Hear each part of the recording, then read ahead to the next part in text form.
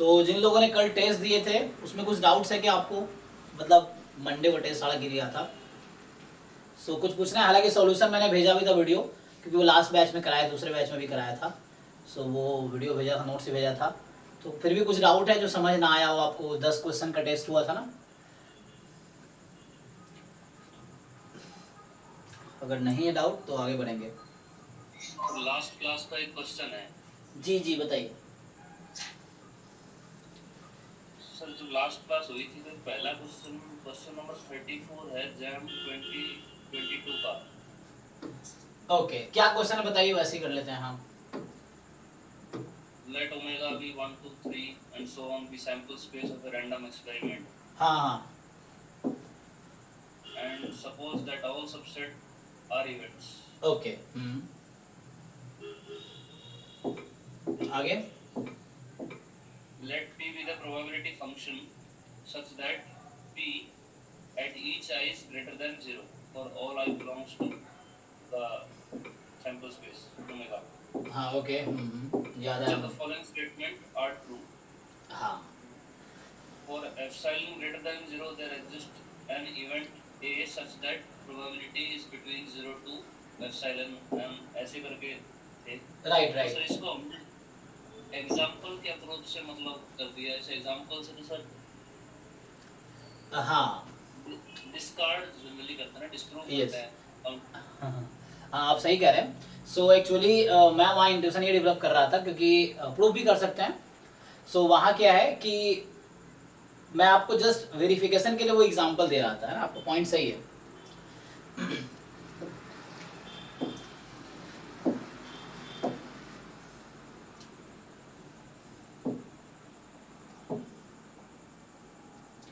कि जैसे मैं कह रहा था कोई भी मुझे एप्सिलॉन दो, उसके लिए मैं आपको ट्रू करके दिखा दूंगा।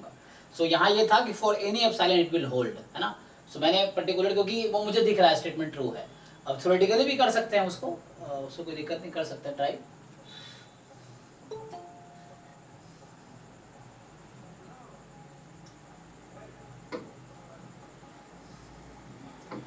ये 34 था 2022 का। अच्छा ऐसे तो ढूंढना मुश्किल है।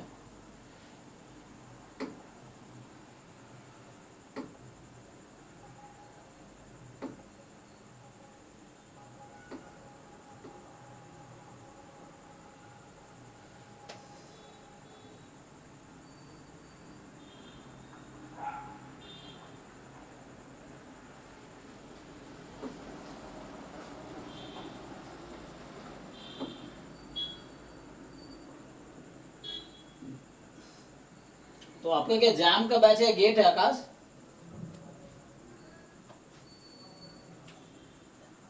सुन पा रहे हो आप जैम बैच के हो गेट बैच के हो?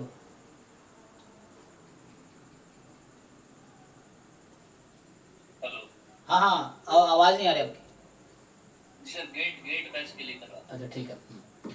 नहीं अच्छा है। सर कल सीक्वेंस का क्लास हुआ था या डिस्कशन हुआ था? हाँ कल सीक्वेंस का हुआ था। कुछ बच्चों ने रिक्वेस्ट किया था कि वो अल्टरनेट थोड़ा चेंज हो सकता है, पता नहीं जो भी उनका रीजन रहा। उन्होंने कहा ठीक है, मुझे क्या ही दिक्कत है, 3 दिन मैथ 3 दिन स्टैट्स पढ़ाना है तो कर लो, क्या दिक्कत है। कल स्टैट्स हुआ था, सॉरी कल मैथ हुआ था, आज स्टार्ट हो रहा है। अरे यार कहाँ चल रहे हैं हम लोग? 22 है ना, गेट 2022।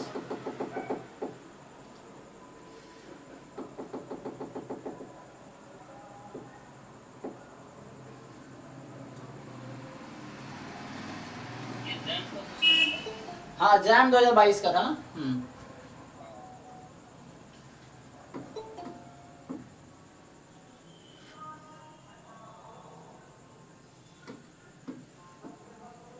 किस ईयर का चल रहा है? अच्छा 2022 जैम में सर्च कर लो।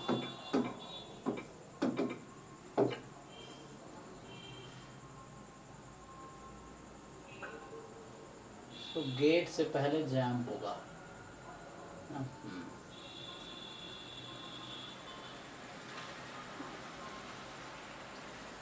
ऐसा गेट में भी आया, आप गेट 2022 का पेपर देखेंगे ना तो सेम क्वेश्चन है एक, मैं ढूंढ नहीं पाया लास्ट टाइम भी, सो आप देखेंगे तो सेम क्वेश्चन गेट में भी एक आया है। सो इसमें 34 था।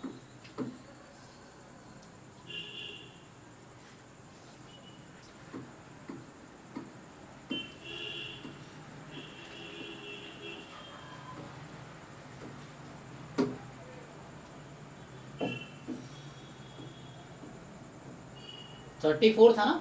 हाँ ये वाला था शायद, हाँ ये वाला ना। हाँ सो इसको एक्चुअली जो गलत वाला था एग्जाम्पल से गलत तो हो गया है ना, उसमें दिक्कत है नहीं। जैसे हमने जब गलत प्रूफ किए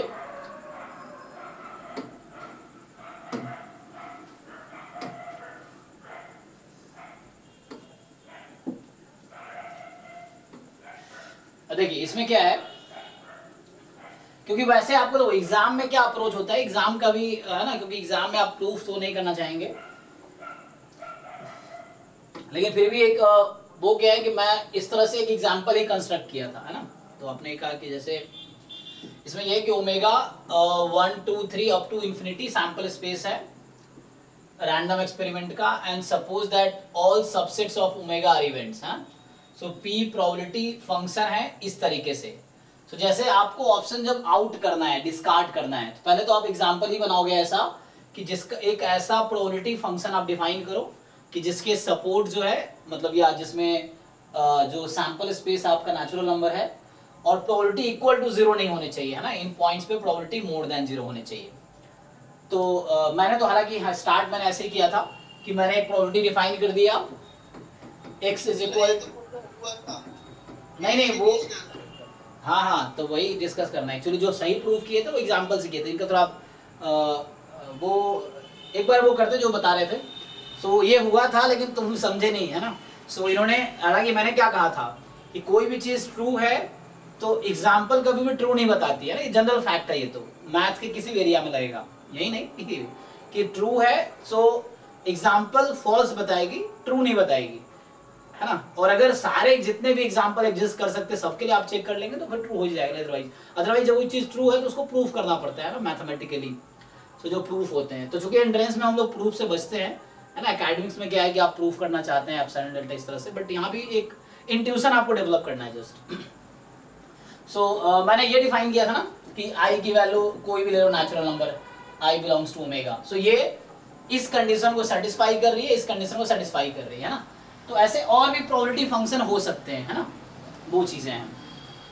पर फिर भी आपको ये सोचना है, अच्छा देखो ऐसे मैं बताता हूँ आपको कि क्या ऐसा हो सकता है क्या कि हर पॉइंट पे इक्वल प्रोबेबिलिटी हो, ऐसा फंक्शन हो सकता है क्या? सोचिए आप लोग, क्या कोई ऐसा प्रोबेबिलिटी फंक्शन होगा कि हर पॉइंट पे इक्वल प्रोबेबिलिटी हो और टोटल 1 आना ही चाहिए, हमें पता है कि टोटल 1 आना चाहिए, तो ऐसा हो सकता है क्या? नहीं। तो उस लॉजिक से आपका ये ट्रू हो जाएगा, ठीक। यही तो कहा ना ये कि आई से अगर कोई दो एलिमेंट लो आप, तो ऐसा होगा ना कि इक्वल तो नहीं होगा, कहीं ना कहीं हर पॉइंट के लिए। देखो ये वजह से इंट्यूशन है, वही मैं वर्ड में लिख दूंगा कि चूंकि अगर इक्वल होता, मान लो अगर प्रोबेबिलिटी हर पॉइंट पे p है फॉर एग्जांपल, तो इन्फिनिटी टाइम p तो इन्फिनिटी हो जाएगी कहीं ना कहीं जाके।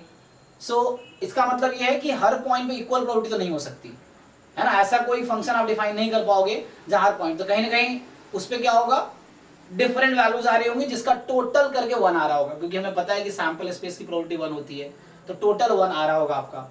सो यहाँ ये कह रहा है कि there exist J such that J की वैल्यू ज्यादा होगी आई से, चाहे आई कुछ भी ले लो, ज्यादा या इक्वल हो जाएगा, अगर बहुत कम हो तो इक्वल हो सकता है।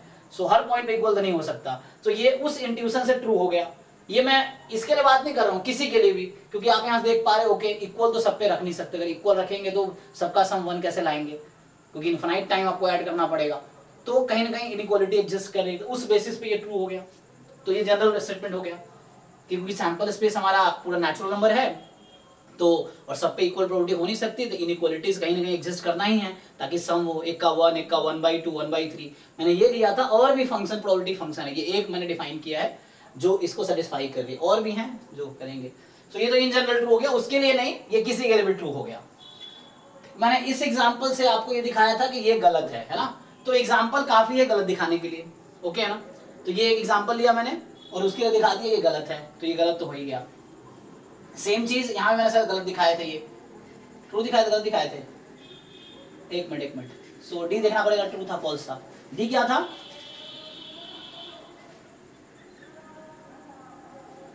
So AK be the sequence of events such that probability of AK less than infinity है for each I कुछ भी ले लो, एक ऐसा n मिलेगा इसके लिए कि I की वैल्यू उसमें नहीं होगी। तो अगेन मैं इसके लिए डिफाइन नहीं कर रहा हूं, ये स्टेटमेंट ट्रू थी।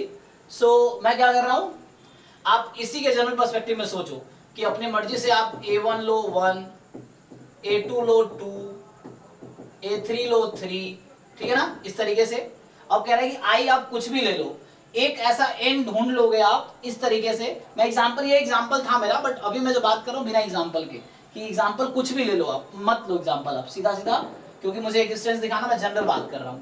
सो AK with the sequence of events such that, so for each I belongs to omega, I आप कोई भी एक चूज कर लो, एक ऐसा एन नंबर मिलेगा आपको, नेचुरल नंबर, कि आई उसमें नहीं होगा। तो यस, जैसे अगर मैं आई को 1 ले रहा हूं तो मैं n2 ले लूंगा, इज इट फाइन? क्योंकि देयर एग्जिस्ट कह रहा है ये, देयर एग्जिस्ट, तो मुझे एक ही ढूंढना है बस, यहां भी एक ढूंढ लेना काफी है। सो ये स्टेटमेंट ट्रू हो जाएगा, ठीक है ना। तो ये मैंने डिफाइन किया। सर एक बार रिपीट कर दे कैसे किया? यस यस,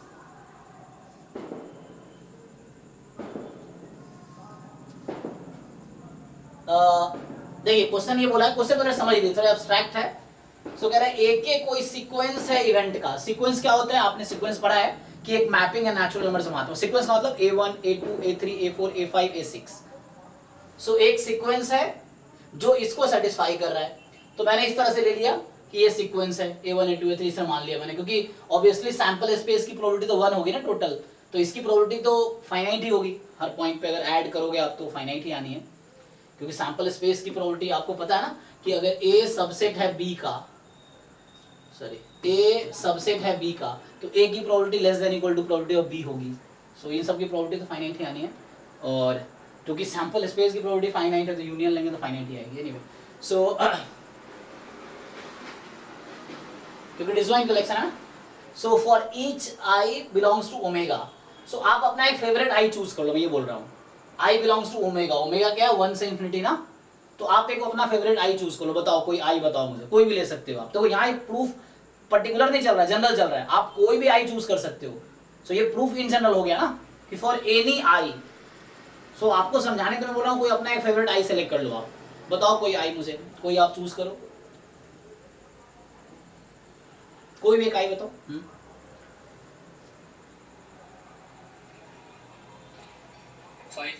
चलिए 5 ले लेते, ठीक है 5 ले लिया हमने।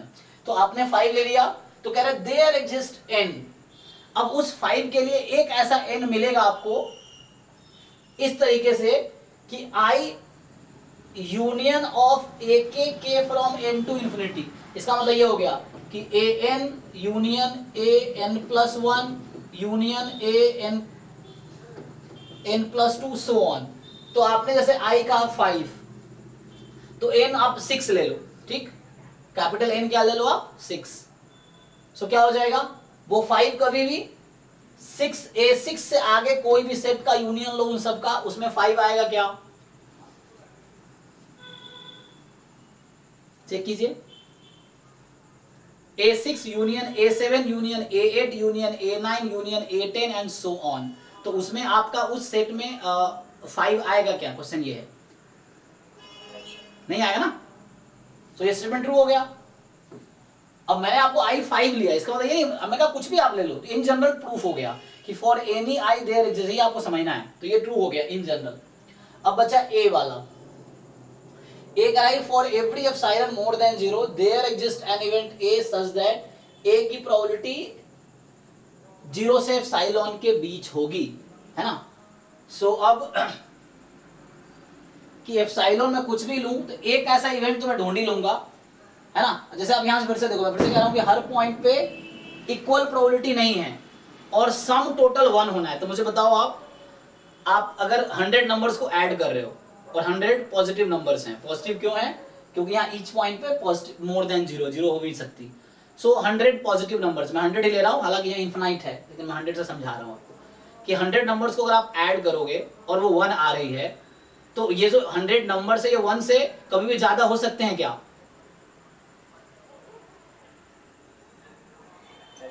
है ना, नहीं होगा ना, कभी ऐसा नहीं हो सकता कि 100 ज्यादा हो ही नहीं सकता, क्योंकि 100 नंबर्स का सम 1 आ रहा है और वो खुद पॉजिटिव है, तो 100 पॉजिटिव नंबर का सम 1 आ रहा है, इसका मतलब वो वैल्यू 1 से छोटी ही होंगी, और सारे फिर से इक्वल नहीं होंगे। मैं इनफिनाइट के लिए बात करना चाह रहा था। तो अगेन मेरे पास इनफिनाइट पॉइंट्स हैं सैंपल स्पेस में, ईच पॉइंट पे कुछ प्रोबेबिलिटी है, और उन सबको ऐड करने पे 1 आ रही है, और वो सारी वैल्यू पॉजिटिव है।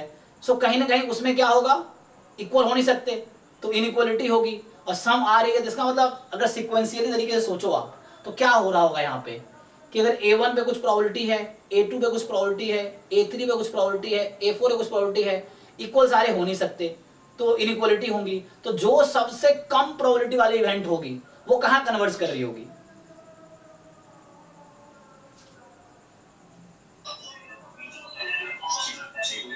जीरो पे, ऑब्वियसली जीरो पे, है ना। मान लो एक 1/2 मतलब इस तरह, तो जो ये सीक्वेंस है, तो मैं उसको अरेंज कर रहा हूँ प्रोबेबिलिटी के हिसाब से, जैसे प्रोबेबिलिटी सबसे ज्यादा है, पहला मान लो A1 की प्रोबेबिलिटी 1 है, A2 की प्रोबेबिलिटी जैसे A1 की फॉर एग्जांपल 1/2, A2 की 1/4, 1/6, इस तरह से इनइक्वालिटी होगी।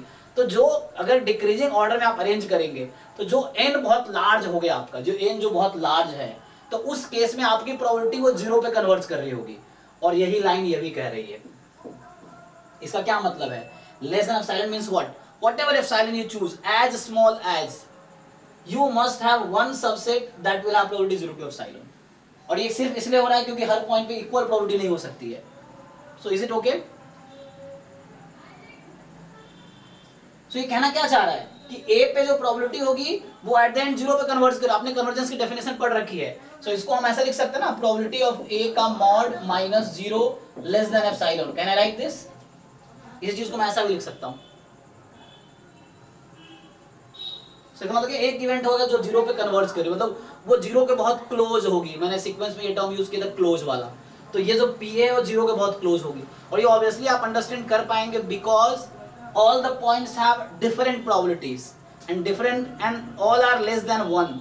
so values decreasing order में अरेंज करेंगे, तो जो बहुत छोटी प्रोबेबिलिटी वाली होगी कहीं ना कहीं वो 0 पे कन्वर्ट कर रही होगी, and that is the same point is this. so without help of this example we can also prove these statements, है ना। मैं एग्जांपल इसलिए लिया ताकि थोड़ा सा देखने में आसानी हो जाए ना, समझने में। अदरवाइज फाइन, आपका क्वेश्चन वैलिड था, है ना, एग्जांपल से प्रूव नहीं कर सकते, बट इंट्यूटिवली एक बार आपकी अंडरस्टैंडिंग डेवलप हो गई ना, क्योंकि एब्स्ट्रैक्ट चीजों में क्या है, वो विजन, थोड़ा सा इमेजिनेशन आपका स्ट्रांग होना चाहिए, है ना, इस तरीके से है। तो इमेजिनेशन उस तरह से आपका अगर स्ट्रांग हो गया तो आप देख पाओगे इन सब चीजों पे इस तरीके से। शुरू में कोई बच्चा अभी नया नया प्रोबेबिलिटी पढ़ना शुरू किया हो, उसको लगा क्या ही चल रहा है ये, है ना, इस बहुत एब्स्ट्रैक्ट हो गया ना, ये थ्योरेटिकल हो गया, तो ये सब इमेजिनेशन बेस्ड क्वेश्चन हो गए इस टाइप से। या आप उस चीज को देख पाओ। आई थिंक पिछले बार से कुछ बेटर समझ आया होगा अभी, ठीक है ना? Yes sir. हाँ ठीक है, ऐसे पूछना अच्छी बात है। वो क्वेश्चंस आप पूछोगे तो क्या होता है कि एक आपको एक बेटर, क्योंकि रिपीटेडली आप वही चीज आप देखोगे तो कहीं ना कहीं अगली बार आदमी ट्राई करता है कि कोई बेटर तरीके से बता पाए, सो इट्स फाइन, है ना। अच्छा, तो बिना एग्जांपल के भी ये सब प्रूव किए जा सकते हैं। जिसके ACD I think correct option थे, ठीक है ना। ओके, और किसी को कुछ डाउट है पूछिए। टेस्ट में अगर आपको टेस्ट अगर आपने दिया था, बहुत कम लोगों ने हालांकि टेस्ट दिया था, सो जिन लोगों ने टेस्ट दिए थे, आप डाउट है तो पूछिए, या मैंने वीडियो भेजा था, अगर उसमें भी कुछ समझ नहीं आया, मैंने क्वेश्चन भी ग्रुप में भेजा था, 10 क्वेश्चन जो था उसमें भी कुछ नहीं समझ आया था, पूछ सकते हो। असाइनमेंट्स इतने सारे थे, अब पता नहीं कौन लोग कर रहे हैं, क्योंकि आप जितना मेहनत कर रहे हो आपका रिजल्ट उसी के हिसाब से आना है, वो चीज़ें। सो PYQs, मैंने PYQs के असाइनमेंट भेजा था ना, उसमें है तो असाइनमेंट सारे।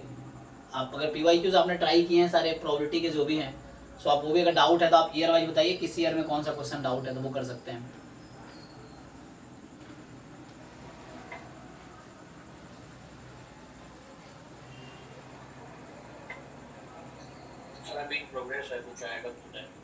ठीक है, सो लेकिन करना पड़ेगा आपको, फिर से वही कह रहा हूँ, क्योंकि अगर आप ये वेट करोगे एग्जाम के टाइम पे करेंगे, सो मैं बता रहा हूँ जो अच्छे अच्छे लोग हैं वो एग्जाम के टाइम पे 10वीं 12वीं बार कर रहे होते हैं, मैं बता रहा हूँ, और आप तो फर्स्ट टाइम करोगे। Sit.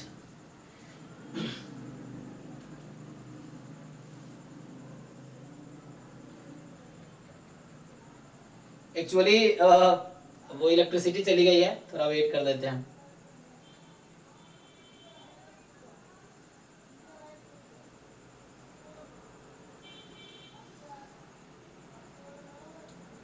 ठीक है ना, तो मैं यही कहना चाह रहा हूँ, डेफिनेटली आपको बार बार थ्योरी रिवाइज करना होगा, आपको प्रॉब्लम्स बार बार करने पड़ेंगे, वही पीवाई क्यू नॉन पीवाई जो भी है, ताकि आपके दिमाग में चीजें डीपली समझ आए। एक बार में हम ऊपर से चीजें समझ पाते हैं, बहुत डीपली आप नहीं समझ सकते पहली बार में, तो आपको उसको रिपीटेडली करना होगा। मैं बता रहा हूँ, जो अच्छे बच्चे होते हैं वो एग्जाम से 2 महीने पहले वो 10वीं 12वीं बार पीवाई क्यू सॉल्व कर रहे होते हैं।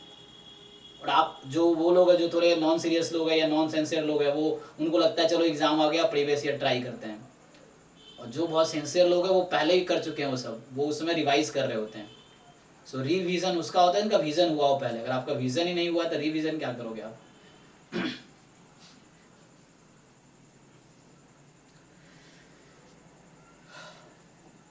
तो इसलिए आप लोग साथ साथ करते चलो, साथ में आधे 1 घंटे टाइम फिक्स कर लो डेली का, कि प्रॉब्लम सॉल्व करो, डाउट है तो पूछो। हालांकि बहुत सारे लोग कर भी रहे होंगे जिनको डाउट नहीं होगा, हालांकि ये चीजें क्योंकि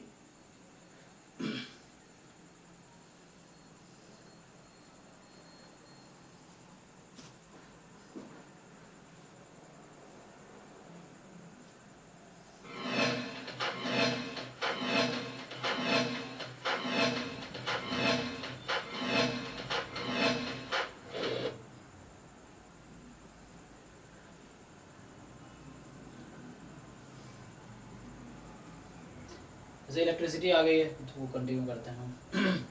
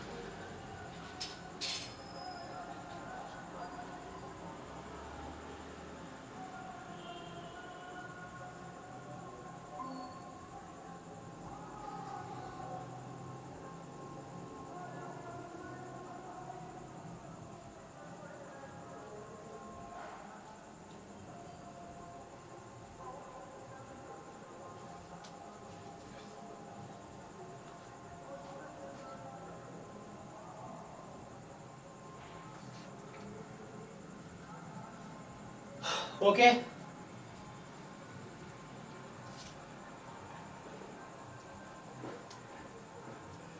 सो क्या करूँ, आगे थ्योरी कराऊं या फिर प्रॉब्लम डिस्कस करें।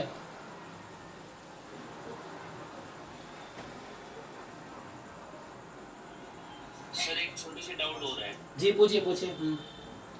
सर, जो डी ऑप्शन में जैसे आपने मतलब वो प्रोबेबिलिटी डिफाइन की थी ना 1/2 पावर आई, हाँ हाँ तो सर अगर जैसे मैं एक सीक्वेंस ऑफ इवेंट्स ले लूँ 1 2 1 3 1 4 1 5, मतलब जिसमें 1 सब में हो, और तो आपकी प्रोबेबिलिटी वो इनफाइनाइट आ जाएगी। उसमें कंडीशन एक और था डी ऑप्शन में, देखो summation probability of A I should be finite, वो इनफाइनाइट आ जाएगी आपकी कंडीशन में। हाँ क्योंकि वो 1 रिपीट कर रहे हो आप, तो वो 1 इनफाइनाइट टाइम आ गया। ठीक है, जो कंडीशन है ना such that probability of A के from 1 to infinity should be less than 1, ऐसा कुछ इनफाइनाइट है कंडीशन डी ऑप्शन में। हाँ तो वो आपकी फेल हो जाएगी, तो आप ऐसे इवेंट लोगे जो सेटिस्फाई कर रहा हो उस अजम्पशन को।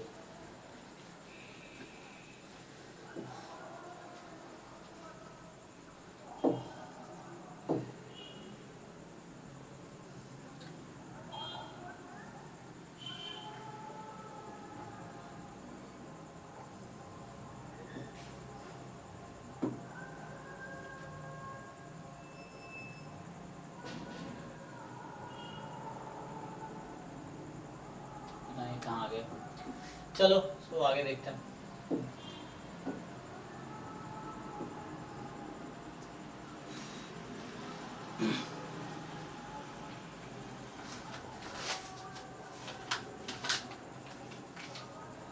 ठीक है जी, सो कंटिन्यू करते हैं आगे। फिर क्या रैंडम वेरिएबल स्टार्ट करें या अभी प्रॉब्लम डिस्कस करें? बताओ कैसे करें? असाइनमेंट डिस्कस करें? असाइनमेंट जो अपलोड किया ड्राइव में वो मैं डिस्कस करूं क्लास में?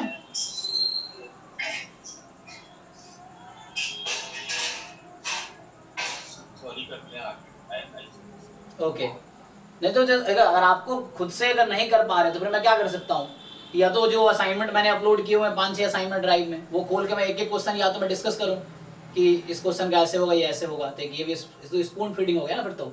सारे क्वेश्चन अगर मैं ही सॉल्व कर दे रहा हूँ तो आप क्या सीख पाओगे? जब तक आप खुद से नहीं करोगे तो उसमें क्या एग्जाम मैं थोड़ी देने जाऊँगा आपका। सो जैसे मैंने कुछ क्वेश्चन कराए, अब आपका ये काम है कि बाकी क्वेश्चन आप करके आओ, फिर आप डाउट्स पूछो उस क्वेश्चंस में। नहीं तो मैं एक एक क्वेश्चन कराऊंगा तो मुझे कोई दिक्कत नहीं है, वो फिर टाइम उस तरह खींचेगा, वो चीज़ें हैं। उसमें समझो आप सीखोगे क्या? अगर सारे क्वेश्चन नहीं सॉल्व करूंगा तो आप सीख क्या रहे हो? ये चीज़ें हैं। सर उसके फाइनल आंसर होते तो वेरीफाई हो जाते हैं हमसे। किसके फाइनल आंसर होते तो? ऑप्शंस सर एक ग्रुप में क्वेश्चन भेजा, देख लीजिए। ओके, मतलब आप आंसर की बात कर रहे हो आप आकाश? हाँ सर, आंसर की मतलब हम जिससे खुद से वेरीफाई कर पाए सही कर लेंगे। हाँ तो आंसर की है ना उसके। अच्छा ओके, वो आप उसकी बात करो जो असाइनमेंट्स है उसके। अच्छा हाँ, तो वो एक्चुअली उसके आंसर्स भी हैं हालांकि, क्योंकि वो असाइनमेंट जहाँ से लिए हैं उसके आंसर्स भी हैं, तो वो भेजने पड़ेंगे ना। ओके हाँ तो वो कर सकते हैं ट्राई, है ना, उसका फिर असाइनमेंट अटैच करना पड़ेगा उसका। ये जहाँ पर डाउट है वो कर सकते हो आप, हाँ वो पूछ सकते हो, जैसे डिस्कस कर सकते हो, ये है। नहीं तो असाइनमेंट आंसर बनाने पड़ेंगे। या ऐसा करो ना, जैसे सब लोग जो सॉल्व कर ही रहे हैं, या तो एक काम करो, जैसे आपने सॉल्व किया, आप उसका एक पेज पे आंसर लिख लो, वो ग्रुप में पोस्ट कर दो। कोई और अगर सॉल्व कर रहा है, बहुत सारे लोग सॉल्व तो करेंगे ना, मतलब नालायक तो कुछ ही लोग होंगे ना, ज़्यादातर लोग सिंसियर ही होंगे। सो जो लोग सॉल्व कर रहे हैं तो वो आंसर एक बार या तो की बना के आप पोस्ट कर दो या मुझे भेज दो, मैं ड्राइव पर अपलोड कर दूंगा।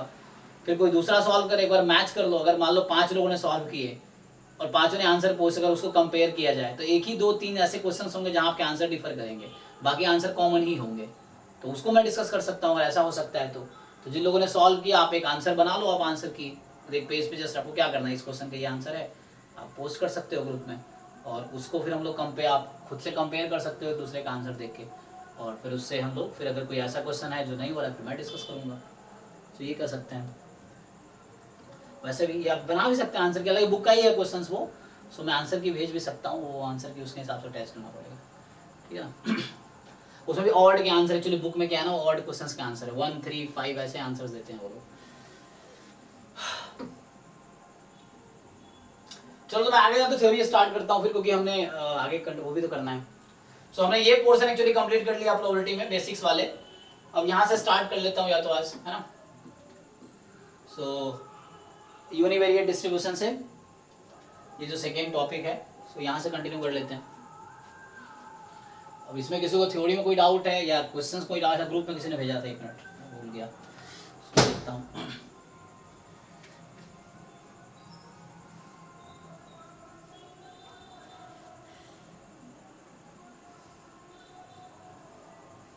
ये तो हालांकि एप्टीट्यूड का है, ये गेट का ही क्वेश्चन है, एप्टीट्यूड में आया हुआ है। तो क्या बोल रहा है ये,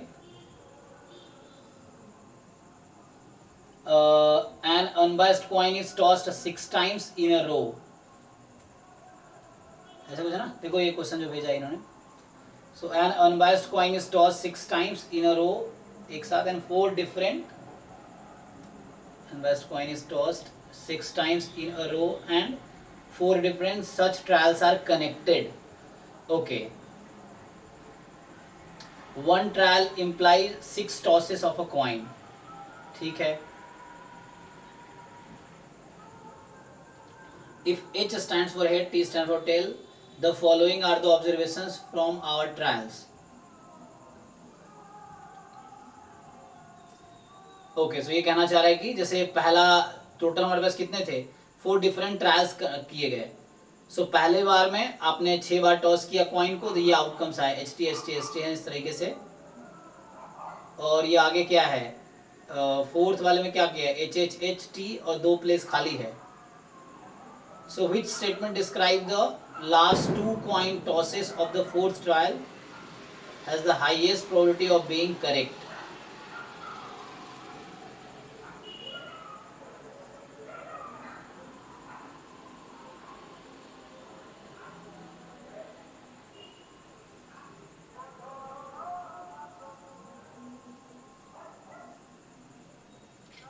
सो इसमें लगाओ हालांकि डिस्ट्रीब्यूशन के क्वेश्चन हो जाएंगे ये. सो इसकी क्या प्रोबेबिलिटी होगी?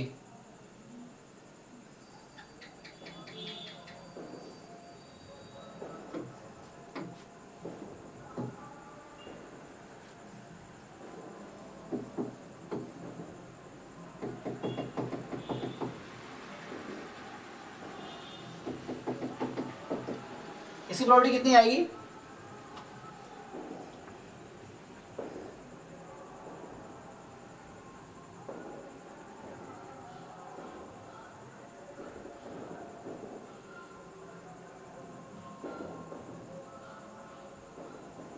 इसकी प्रोबेबिलिटी बताओ कोई. अगर आपने एक कॉइन को 6 टाइम टॉस किया है तो इसकी क्या प्रोबेबिलिटी आएगी?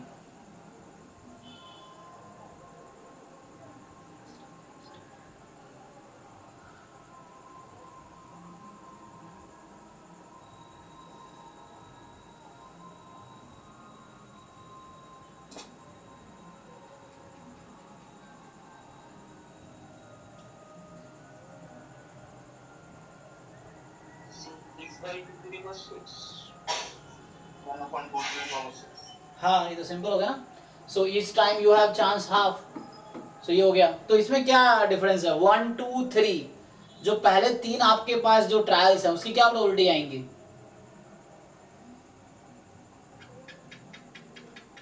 जो पहले 3 ट्रायल्स उसकी प्रोबेबिलिटीज क्या आएंगी?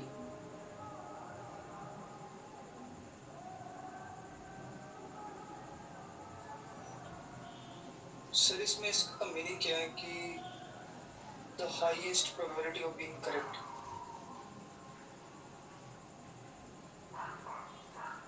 मुझे ये लग रहा है कि यहाँ पूछना ये चाह रहा है कि जो फोर्थ वाले ट्रायल है उसकी प्रोबेबिलिटी बाकी 3 से ज्यादा होगी, ऐसा कुछ.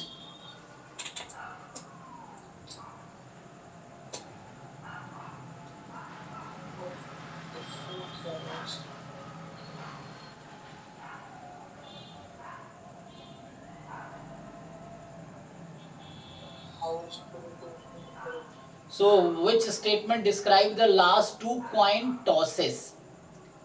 देखो ये प्योर प्रोबेबिलिटी का नहीं है, एक्चुअल एप्टीट्यूड पोर्शन का है. गेट में आया हुआ एप्टीट्यूड पोर्शन का क्वेश्चन है ये. सो which statement describing the last two coin tosses? So 4 में से कौन सा डिसाइड कर रहा है? और fourth trial has the highest probability being, मतलब जो चौथी वाली ट्रायल की आउटकम आएगी वो हाईएस्ट होगी इन चारों में से, ये कहना चाह रहा है. तो पहले 3 का जो ट्रायल का है उसका तो यही आंसर आएगा. जो पहला ट्रायल आपका है उसकी यही प्रोबेबिलिटी आएगी. दूसरे ट्रायल जो है उसकी प्रोबेबिलिटी भी कुछ और आएगी, चेक कर लीजिए बाकी लोग, यही आएगी ना. सो 1/6 आएगी. तीसरे का भी 1/6 ही आएगी. अब चौथे का इन सब से ज्यादा आएगा. तो इन 4 में से कौन सा आप लोगे बताओ. So what will you consider last 2 trial out of this 4 option so that the fourth वाले की प्रोबेबिलिटी बाकी 3 से ज्यादा हो जाए.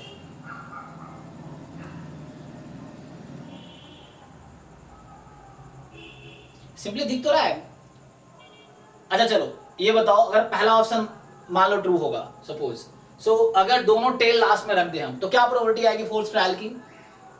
अगर टी रख दूं मैं एंड में, जहां खाली एम्प्टी स्पेस है ना, जो फिल इन द ब्लैंक्स है, वहां पे मैं 2 टी रख दिया तो क्या प्रोबेबिलिटी आएगी फोर्थ ट्रायल की?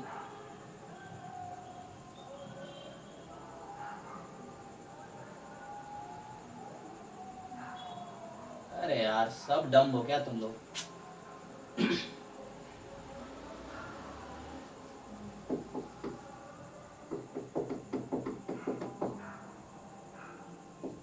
मैं बोल रहा हूँ टीटी रख दूं, इसकी क्या प्रोबेबिलिटी आएगी? जो 2 खाली स्पेस है वहां टीटी रख दिया, क्या प्रोबेबिलिटी आएगी इसकी?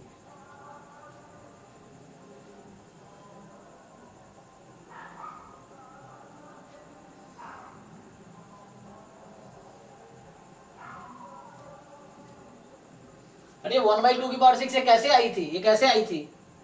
पहले ट्रायल पे हेड आने की क्या प्रोबेबिलिटी है? हाँ सो पहले ट्रायल पे हेड आने की 1/2 की पावर 6, दूसरे ट्रायल पे टेल आने की 1/2 की पावर, सॉरी 1/2 1/2 1/2 1/2 1/2 1/2, सब मल्टीप्लाई हो गया, तो ये हो गया। तो इसकी क्या क्या दिक्कत आ रही है इसको बताने में? तो क्या ये ज्यादा है बाकी से? दूसरा ऑप्शन क्या बोल रहा है? 1 हेड एंड 1 टेल, इसका क्या मतलब हुआ?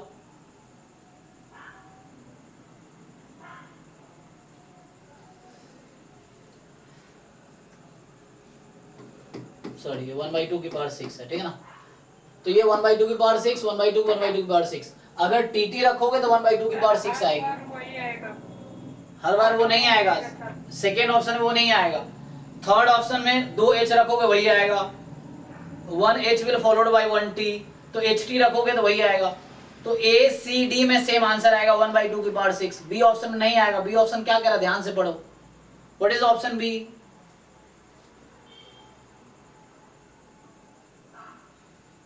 कोई पढ़ के बताओ भाई, कोई क्या लिखा है बी ऑप्शन में, क्या लिखा हुआ है? एक बार HT एक बार TH। राइट। तो इसका क्या मतलब, क्या इसने फिक्स किया? क्या इसने फिक्स नहीं करा? नहीं करा ना। इसमें कितने इवेंट हो गए हमारे पास?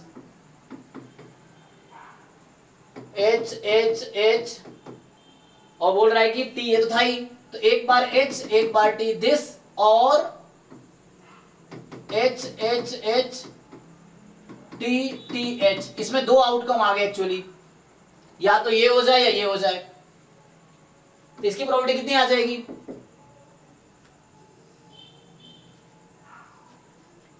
ये बोला फर्स्ट H सेकेंड T, ऐसा नहीं बोला ना? ट्वाइस हो जाएगा इसका। Yes yes. सो ये आपका आ गया 2 into 1/2 की पावर 6, क्योंकि आइदर दिस और this, they are talking about this, one is H one is T, they are not taking first is H and second is T, they are saying one is H and one is T। हाँ सही है, सही है। सो बस ये word में फंसा रहा है आपको ये इंग्लिश में। बाकी तीन ऑप्शन का आंसर सेम ही आएगा। तो मुझे प्रोबेबिलिटी ज्यादा किस केस में, फोर्थ ट्रायल में प्रोबेबिलिटी ज्यादा कब हो जाएगी? ये ज्यादा हो गई ना बाकियों से, क्योंकि एक हेड एक टेल ये सर बी में है ना। यस, बिकॉज एक हेड एक टेल इसने कहा, इसने ये नहीं कहा first head second tail, they said one head one tail. So you might take HT और you might take TH, you have both the choices of empty places, so you have this probability and this is highest among all, so that is, this is the correct option.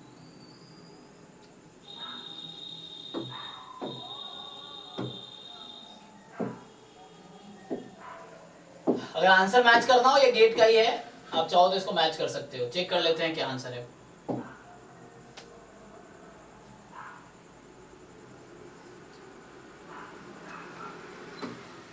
Answer यही होना चाहिए, देख लेते हैं।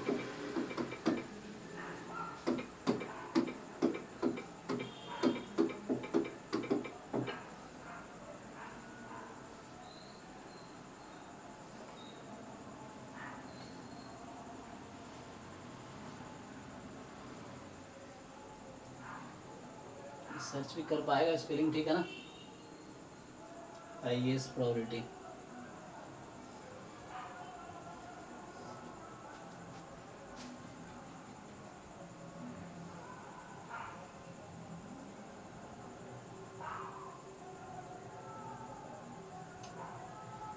ठीक है।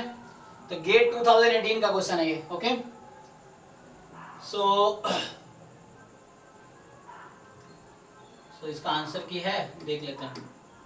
पता नहीं इसका शायद अटैच किया कि, क्योंकि क्यों गेट स्टैटिस्टिक्स 2019 से स्टार्ट हुआ था, तो गेट 2018 में मैथमेटिक्स के पेपर में ही कुछ क्वेश्चन स्टैटिस्टिक्स के आते थे, 8-10 क्वेश्चन लगा लो आते थे, या 8-10 मार्क्स इस तरह से। तो इसका आंसर की शायद मैंने अटैच किए नहीं होंगे 18 वाले, 19 से आंसर की होगा, 18 का आंसर की नहीं होगा शायद।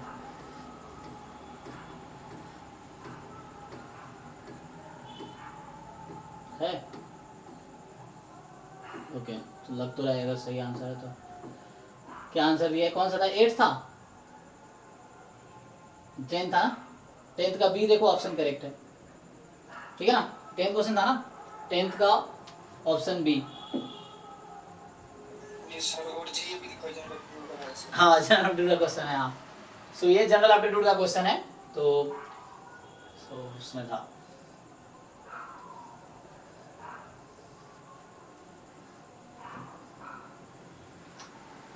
ओके, और कोई डाउट है किसी को असाइनमेंट में या PYQs में जब किए हैं सॉल्व तो? ठीक है,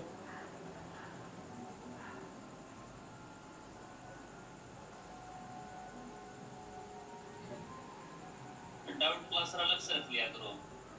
आप बताओ, डाउट होगा तभी तो क्लास रखेंगे, किसी को डाउट हो ही नहीं रहा तो क्लास कैसे रखेंगे? डाउट क्लास में मैं पूछता रह जाऊंगा डाउट है तो 4 बच्चा ज्वाइन करेगा। मैं डाउट क्लास रख, मेरे एक्सपीरियंस इतने सालों का है, अभी मैं डाउट क्लास रखूंगा 4 बच्चा ज्वाइन करेगा, ऐसा होगा। क्योंकि बाकियों को लगता है सब आता है, ऐसी दिक्कत है, ऐसे है। वो बस देखने आते हैं कि मैं ठीक ठाक पढ़ा रहा हूँ नहीं पढ़ा रहा हूँ, बाकी कोई सीखने को कोई मतलब नहीं है।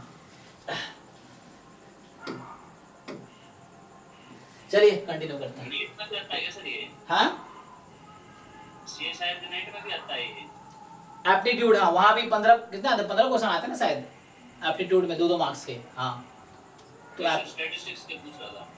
हाँ CSIR नेट में भी आते हैं, पूरा सेक्शन स्टैट्स का होता है, सेक्शन 4 आई थिंक। सो पूरा एक ये सेक्शन, गेट वाला ही है।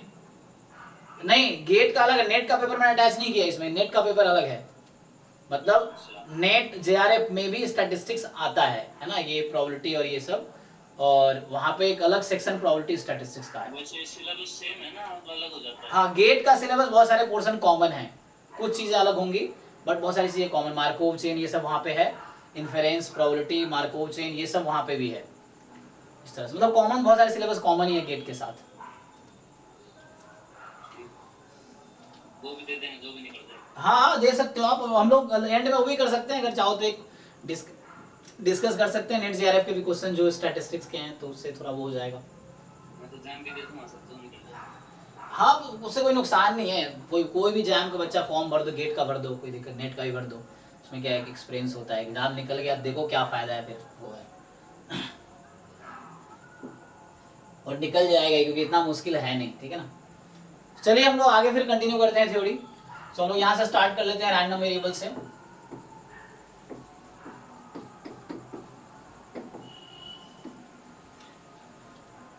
ठीक है ना। हाँ तो ऐसे जो लोग, जैसे मान लो जो लोग BSc कर चुके हैं या कर रहे हैं, तो उनको क्या है जैम और गेट का फॉर्म भरो, ठीक है ना, वो फ्यूचर में गेट हेल्प करेगा। नेट का भी भर सकते हो क्योंकि बहुत सारे जैम बच्चों नेट का भी निकालते हैं, जैम गेट नेट। नेट में क्या है कि वो कहीं भी अगर फ्यूचर में PhD करने का मन हुआ तो, या कहीं प्रोफेसर से बनोगे तो नेट तो एक बार ही निकालना होता है लाइफ टाइम, वो नेट की वैलिडिटी पूरी लाइफ टाइम रहती है, एक बार निकाल लिया तो मतलब आप एलिजिबल असिस्टेंट प्रोफेसर के लिए कहीं भी। JRF की वैलिडिटी आई थिंक लिमिटेड है, 2 साल की है शायद, JRF की 2 साल की वैलिडिटी रहती है कि 2 साल के अंदर आप उस JRF स्कोर पे PhD में कहीं एडमिशन ले सकते हो। चलिए यहाँ से स्टार्ट कर लेते हैं।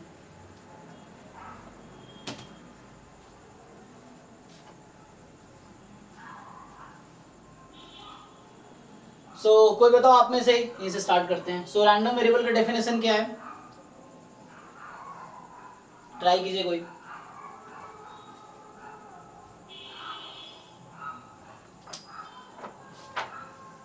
सर ऐसे फॉर्मल डेफिनेशन नहीं पता, ये पता है कि रैंडम वेरिएबल एक मतलब फंक्शन होता है जिससे हम मैप करते हैं इवेंट को एक इंटीजर से, हाँ मतलब एक प्रोबेबिलिटी से मैप करते हैं इवेंट्स को। ओके सो ऐसे ये जो चैप्टर अभी तक हमने कवर किया है, VK रोहित की बुक से वो पहली चैप्टर थी, अभी जो स्टार्ट करो वो सेकंड चैप्टर है, ठीक है ना। इस तरीके से है। अब डिफरेंट बुक में थोड़े से डिफरेंट डेफिनेशन मिलेंगे इसके, लेकिन आपने जो कहा ठीक है, एक्चुअली रैंडम वेरिएबल एक फंक्शन है, हालांकि रैंडम वेरिएबल को प्रोबेबिलिटी से भी कोई मतलब नहीं है, डेफिनेशन को रैंडम वेरिएबल प्रोबेबिलिटी से फ्री है एक्चुअली, मतलब प्रोबेबिलिटी से उसका ज़्यादा कोई मतलब नहीं है। प्रोबेबिलिटी बाद में रैंडम वेरिएबल के करस्पॉन्डिंग प्रोबेबिलिटी निकालते हैं, है ना। रैंडम वेरिएबल डेफिनेशन में प्रोबेबिलिटी नहीं आएगा। सो सिंपल देखो, जैसे अगर आप बहुत सिंपल लैंग्वेज बोलोगे, इसमें थोड़ा कॉम्प्लिकेट किया है डेफिनेशन को, मैं दोनों बता दूंगा। ऐसे सिंपली जो होता है कि एक फंक्शन है, random variable is a function whose domain is, क्या होता है डोमेन, हाँ आपने बताया था ना, सैंपल स्पेस। डोमेन उसका सैंपल स्पेस है, सिंपल। और चूंकि हम लोग रैंडम वेरिएबल डिफाइन करें तो रियल वैल्यू की बात करेंगे, तो रियल नंबर की बात करते हैं, ठीक है। एंड कोडोमेन, इतना काफी, हालांकि लिख सकते हो आगे। So codomain is set of real numbers. मतलब that is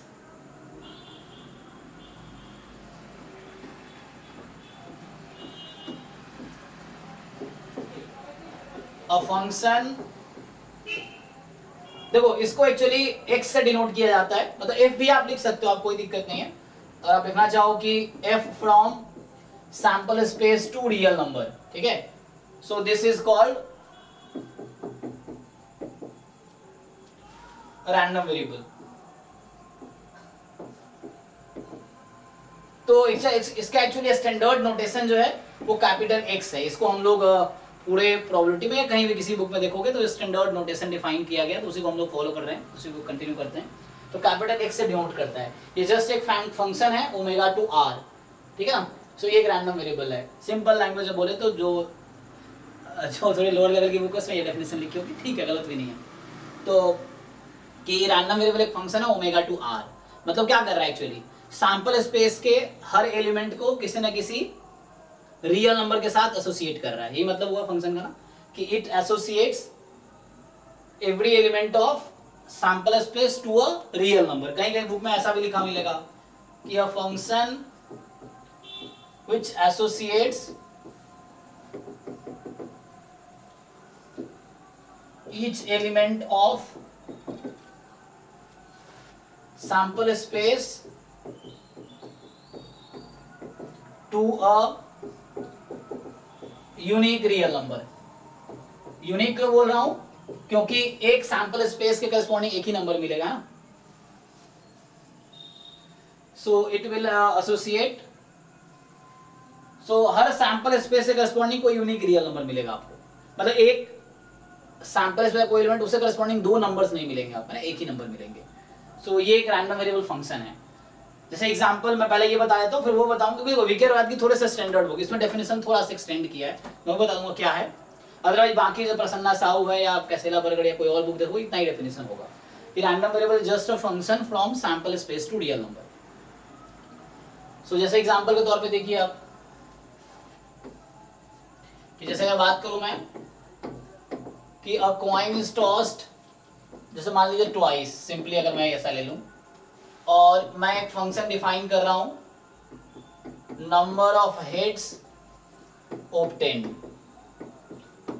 अब मैं आपसे पूछूं कि is X a random variable, so RV short में लिखूंगा मतलब रैंडम वेरिएबल। सो क्या ये एक रैंडम वेरिएबल है, तो मैं क्या चेक करूंगा इसके लिए, अगर मुझे पूछा गया है कि क्या ये रैंडम वेरिएबल है। सो इस केस में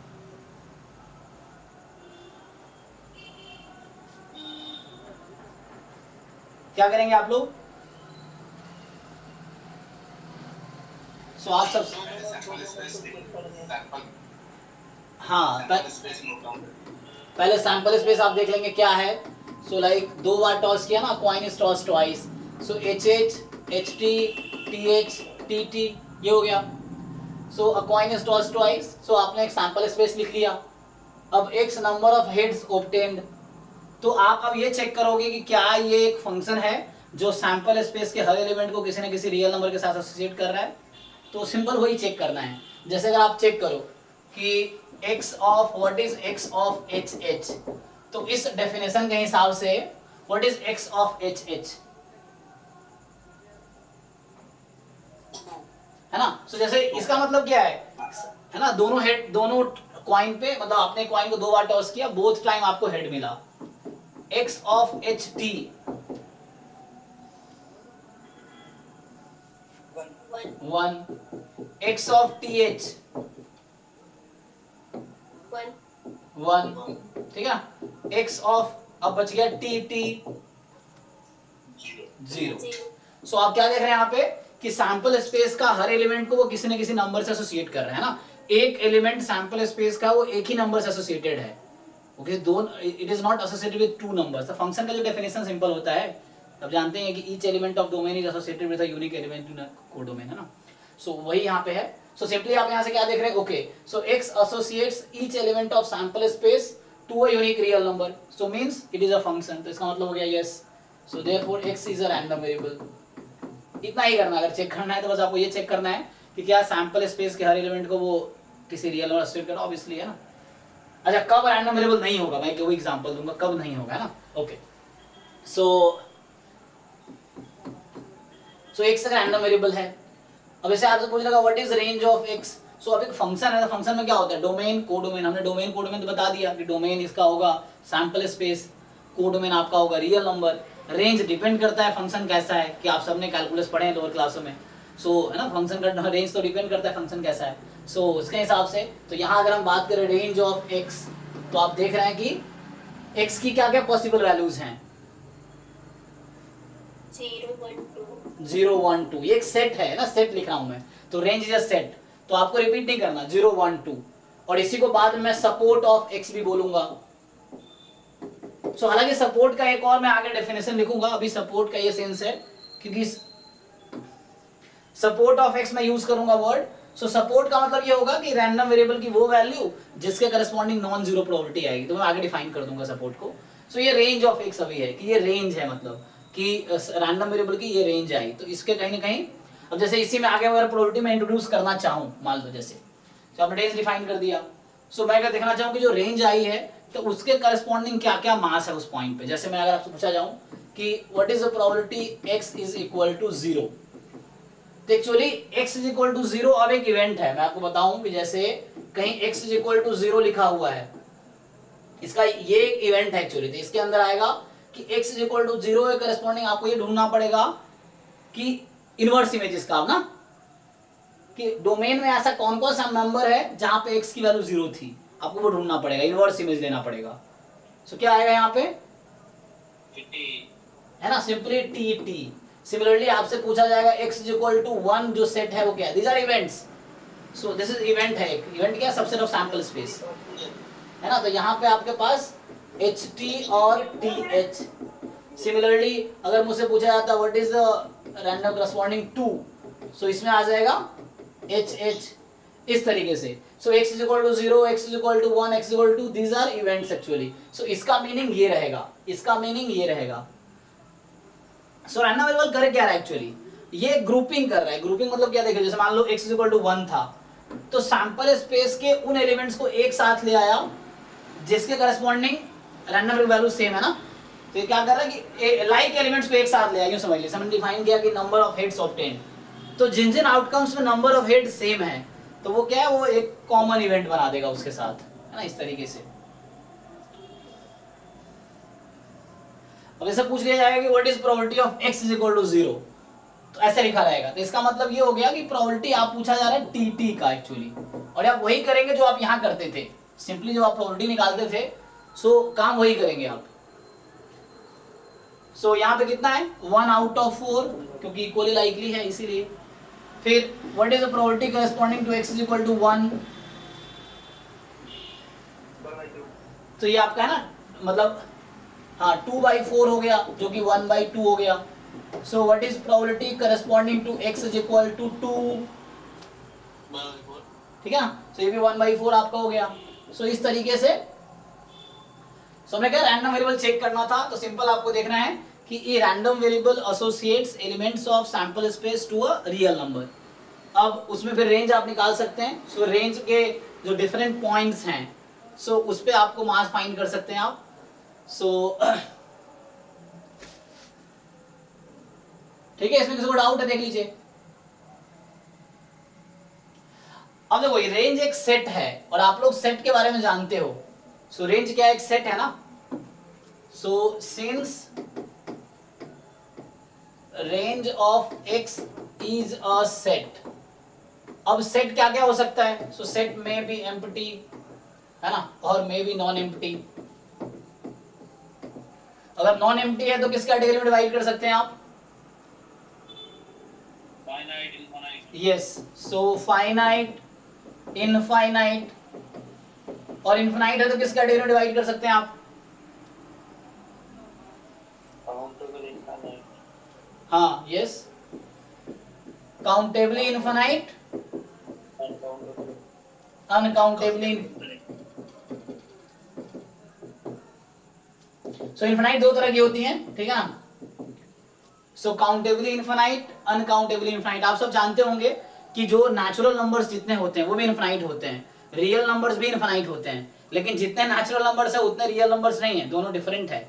बट मैथमेटिकल सेंस में बताऊं आपको कि नेचुरल नंबर्स भी इनफाइनाइट है और इंटीजर्स भी इनफाइनाइट है, लेकिन जितने नेचुरल नंबर्स है उतने ही इंटीजर्स हैं मैथमेटिकल सेंस में। हो सकता है नॉर्मल इंसान को ना बचे, बट मैथमेटिकली ये करेक्ट है। समझ आ रहा है कि नहीं मैं क्या बोलना चाह रहा हूं? तो जो भी काउंटेबल सेट्स हैं उनकी कार्डिनलिटी सेम रहती है ना, और जो भी अनकाउंटेबल सेट्स हैं उनकी कार्डिनलिटी सेम रहती है। अब काउंटेबली इनफाइनाइट, अनकाउंटेबल इनफाइनाइट की कार्डिनलिटी डिफरेंट रहेगी, हालांकि दोनों इनफाइनाइट है। कार्डिनलिटी मतलब हो गया नंबर ऑफ एलिमेंट्स है। सो अब हमारा ये क्यों बता रहा हूं मैं, क्योंकि ये डिसाइड करेगा कि हमारा range of random variable will decide whether a random variable is discrete और कॉन्टिन्यूअस। ठीक है ना, कि रैंडम वेरिएबल का जो रेंज है वो डिसाइड करेगा कि वो random variable discrete random variable है या कॉन्टिन्यूअस रैंडम वेरिएबल है। सो एक और वर्ड आता है काउंटेबल सेट। कोई बताइए काउंटेबल सेट क्या होता है? A set is said to be countable set if it has bijective mapping from n to r. That's it. Okay, तुमने वो कुछ और, मैं इसके टर्म में बताओ मैं कौन कौन से सेट को काउंटेबल सेट कैटेगरी में इंक्लूड कर सकता हूँ? Empty and finite. Empty and finite only. हालांकि एम्प्टी भी फाइनाइट ही होता है, मैं बस समझाने के लिए बोला एम्प्टी या नॉन एम्प्टी हो सकता है। वी रिमार्क में आप ये भी लिख सकते हैं कि मैं ये नहीं कहना चाह रहा हूँ किसी को कि एम्प्टी फाइनाइट नहीं है, एम्प्टी भी फाइनाइट ही होता है। ठीक है ना, सो आप यहाँ पे सीधा मैं सेट को फाइनाइट नॉन इनफाइनाइट लिख सकता था। सो रिमार्क में ये कि इसमें ऐसा नहीं कि एम्प्टी सेट भी इनफाइनाइट फाइनाइट होता है, empty set is also a finite set. क्योंकि हम रैंडम वेरिएबल डिफाइन कर रहे हैं तो हम तो रैंडम वेरिएबल की फंक्शन कब होगा, जब रेंज में कोई ना कोई एक पॉइंट तो आए ताकि हम उस पर वैल्यू निकाल सके प्रोबेबिलिटी, है ना। तो इसलिए नॉन एम्प्टी सेट कंसीडर कर रहा हूँ। हाँ फिर से बताइए काउंटेबल सेट में कौन कौन से आएंगे? finite and countably infinite. Yes, so वो सेट जो फाइनाइट सेट है या वो सेट जो काउंटेबली इनफाइनाइट सेट है, इन दोनों को मिला के हम काउंटेबल सेट वाला वर्ड यूज करेंगे। तो ये फ्रीक्वेंटली यूज होगा काउंटेबल सेट, क्योंकि कई बार बच्चों का ये क्वेश्चन होता है सर कोई क्वेश्चन देख के कैसे पता चलेगा मुझे कि वो डिस्क्रीट रैंडम वेरिएबल है कंटीन्यूअस रैंडम वेरिएबल है। तो आपको यही पहचानना पड़ेगा कि वो काउंटेबल सेट है कि अनकाउंटेबल सेट है। अगर उसका रैंडम वेरिएबल का रेंज, या बाद में मैं सपोर्ट यूज करूंगा, सपोर्ट ऑफ रैंडम वेरिएबल, अगर काउंटेबल सेट है तो वो डिस्क्रीट रैंडम वेरिएबल है। अगर रैंडम वेरिएबल का रेंज अनकाउंटेबल सेट है तो वो कॉन्टिन्यूअस रैंडम वेरिएबल है। एक हालांकि एक और कैटेगरी है मिक्स्ड रैंडम वेरिएबल का, तो मिक्स्ड रैंडम वेरिएबल का भी एक्चुअली रेंज अनकाउंटेबल ही होता है, लेकिन कुछ और प्रॉपर्टीज है जो मैं बताऊंगा। तो रैंडम वेरिएबल का मेनली दो कैटेगरी बुक में मिलेगा, कॉन्टिन्यूअस, डिस्क्रीट। लोग mixed random variable word use नहीं करते हैं ना, बट मिक्स्ड रैंडम वेरिएबल भी तीसरी कैटेगरी है। या बुक में ऐसा होता है डिस्क्रीट, एब्सोल्युटली कॉन्टिन्यूअस और फिर कॉन्टिन्यूअस। तो कॉन्टिन्यूअस में वो मिक्स को इंक्लूड कर देते हैं बुक वाले। ठीक है, मतलब मैं तीन कैटेगरी डिफाइन करूंगा, discrete random variable, continuous random variable, mixed random variable. ठीक है, सो तो कॉन्टिन्यूअस और मिक्स्ड रैंडम वेरिएबल जो हैं उनके रेंज अनकाउंटेबल सेट होंगे, और जो डिस्क्रीट रैंडम वेरिएबल है उसके रेंज काउंटेबल सेट होंगे। तो पहले ये जानना पड़ेगा काउंटेबल सेट क्या होता है। सो काउंटेबल सेट क्या होगा कि a set which is either finite or countably infinite, so is called countable set। अब जब काउंटेबल सेट डिफाइन कर रहे हैं तो ऐसे मुझे डिफाइन करना पड़ेगा uncountable set. So what is uncountable set?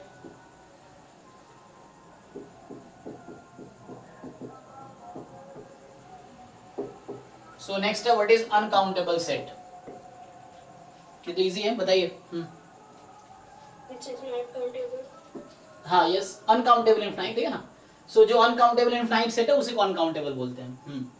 सो या जो काउंटेबल नहीं, बात वही है। सो ठीक है ना, so a set which is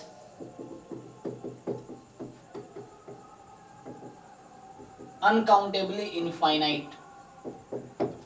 ठीक है,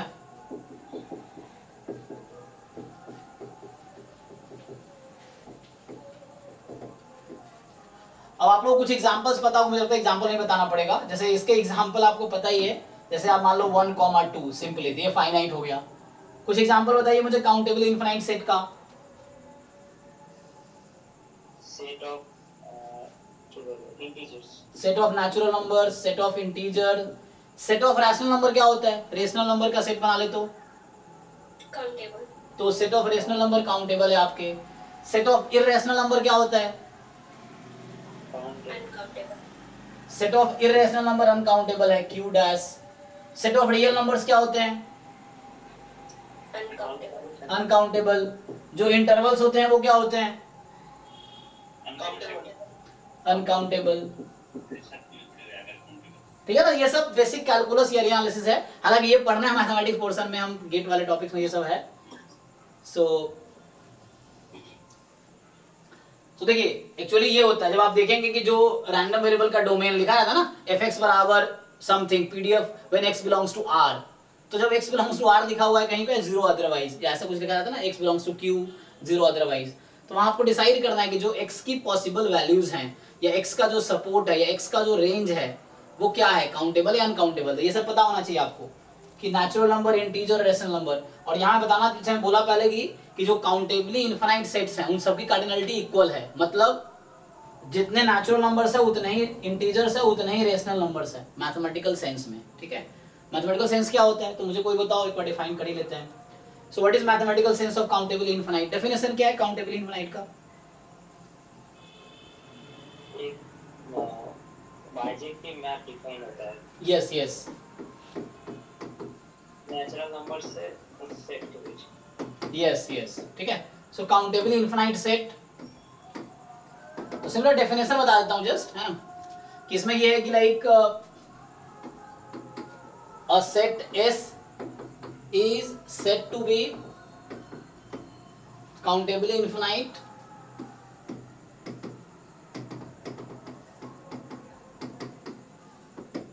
if there exists a function f from S to n या n to s, आपकी मर्जी है, s to n या n to s, है ना, which is a bisective function, या there is a function या there is a bisective function, है ना। So ये लिख लो, there is a bisective function, so there is a bisective function, there is a bisective पता ही होगा आप लोगों को, 1 1 2 from s to n। सो मतलब बाइजेक्टिव फंक्शन आपको पता होगा, जब अगर एक सेट से दूसरे सेट में बाइजेक्टिव फंक्शन जब बन जाता है तो दोनों सेट में कार्डिनलिटी इक्वल हो जाती है, सेम नंबर ऑफ एलिमेंट्स होते हैं। तो आपको ऐसे आप पढ़ेंगे बुक में अगर ये टॉपिक जाके, तो ऐसा फंक्शन है जो इंटीजर से नेचुरल नंबर में अगर आप डिफाइन करेंगे फंक्शन, तो एक ऐसा फंक्शन है जो बाइजेक्टिव है। एक ऐसा फंक्शन भी है जो नेचुरल नंबर से रेशनल नंबर में डिफाइन करेंगे आप तो बाइजेक्टिव है। तो इसीलिए इन सब की कार्डिनलिटी सेम है, इसीलिए ये सब काउंटेबल सेट है, ठीक, काउंटेबली इनफाइनाइट सेट है, ठीक है। सो जैसे एग्जांपल हमने देखा कि natural number, integers, rational numbers, ठीक है। सो ये सब एक्सेट्रा ये है, और जो काउंटेबल इनफाइनाइट नहीं है वो अनकाउंटेबल इनफाइनाइट होंगे, है ना, इनफाइनाइट सेट। ऐसे डिफाइन करना चाहे तो कैसे डिफाइन कर सकते हैं?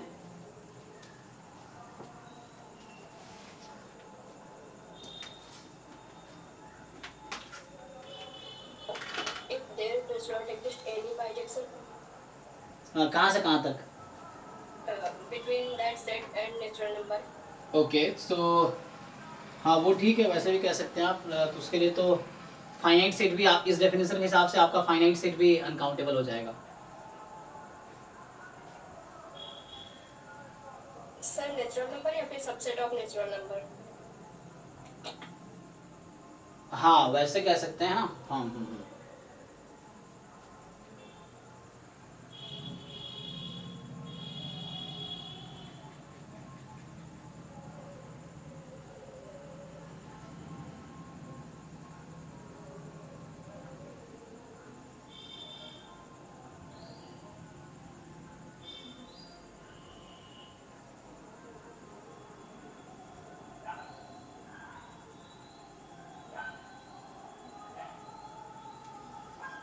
ठीक है, मतलब अदरवाइज मतलब कोई इनफाइनाइट सेट है जो काउंटेबल नहीं है वो अनकाउंटेबल, सिंपल समझो। कोई इनफाइनाइट सेट है ना वो काउंटेबल नहीं है तो अनकाउंटेबल है, ठीक है। जैसे आपने कहा कि there does not exist any mapping from a natural number और इट्स सबसेट, है ना, to that set.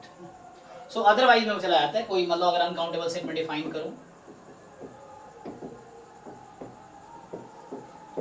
So an infinite set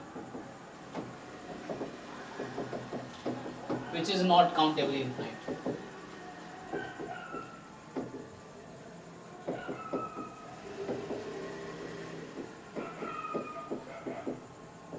So, हालांकि ये सब डिटेल में पढ़ेंगे कैलकुलस में, वो आएगा तो उसमें देखेंगे। अभी बस मुझे बता दिया एग्जांपल जस्ट कि पता रहे क्या होता है। जैसे सेट ऑफ रियल नंबर है, इंटरवल 0 1 हो गया इस तरह से, या सेट ऑफ रैशनल नंबर्स है एक्सेट्रा, हाँ इस तरीके से। सो अभी हम लोग डिफाइन करेंगे टाइप्स। तो उससे पहले रैंडम वेरिएबल डेफिनेशन में किसी को डाउट तो नहीं है ना, देख लीजिए। यहां आपका रेंज 0 1 2 था। अब ऐसा भी हो सकता है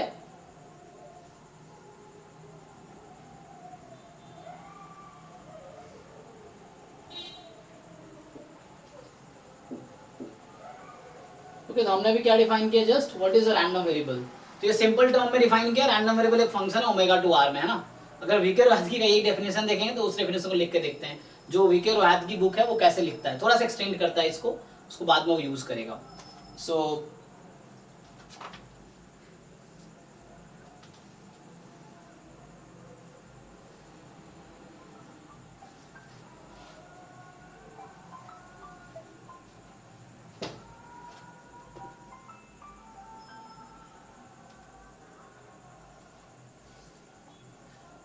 चलो, सो नेक्स्ट उसमें क्या है, अगर मैं देखो अभी मैंने सिर्फ डिफाइन किया रैंडम वेरिएबल होता क्या है। अभी मैं टाइप्स डिफाइन करूंगा, उससे पहले मैं आपको बताता हूँ कि रैंडम वेरिएबल जो वीके रोहातगी में डेफिनेशन वो क्या है। हालांकि इक्विवेलेंट डेफिनेशन, लेकिन फिर भी आप समझ लो कैसे लिखते हैं वो। सो अगर वीके रोहातगी में रैंडम वेरिएबल की डेफिनेशन लिखोगे तो वो ऐसा लिखता है,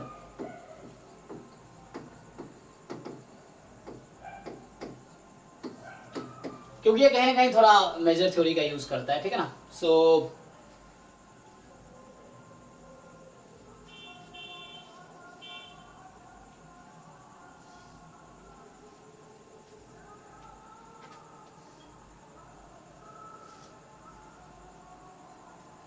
इसने कुछ ऐसा लिखा हुआ है कि रैंडम वेरिएबल एक फंक्शन है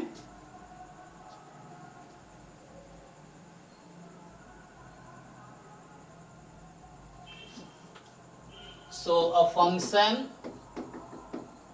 from omega to R such that X inverse minus, अच्छा एक्स क्या है, सो मुझे लिखना चाहिए a function x from omega to r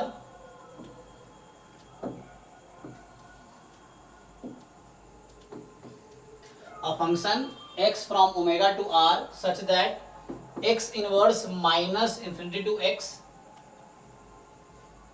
is an event। अब इवेंट होने का क्या मतलब है, कोई मुझे बताइए इवेंट का डेफिनेशन क्या था। हाँ, सबसेट ऑफ सैंपल स्पेस। लेकिन ये सबसेट ऑफ सैंपल स्पेस तब होगा जब सिग्मा फील्ड आपका पावर सेट ऑफ ओमेगा है, हमने डिस्कस किया था तब। अगर कोई पर्टिकुलर सिग्मा फील्ड आपको डिफाइन कर रखा है, तो यहाँ ये बोल रखा होगा कि मान लो प्रोबेबिलिटी स्पेस आपका ये है।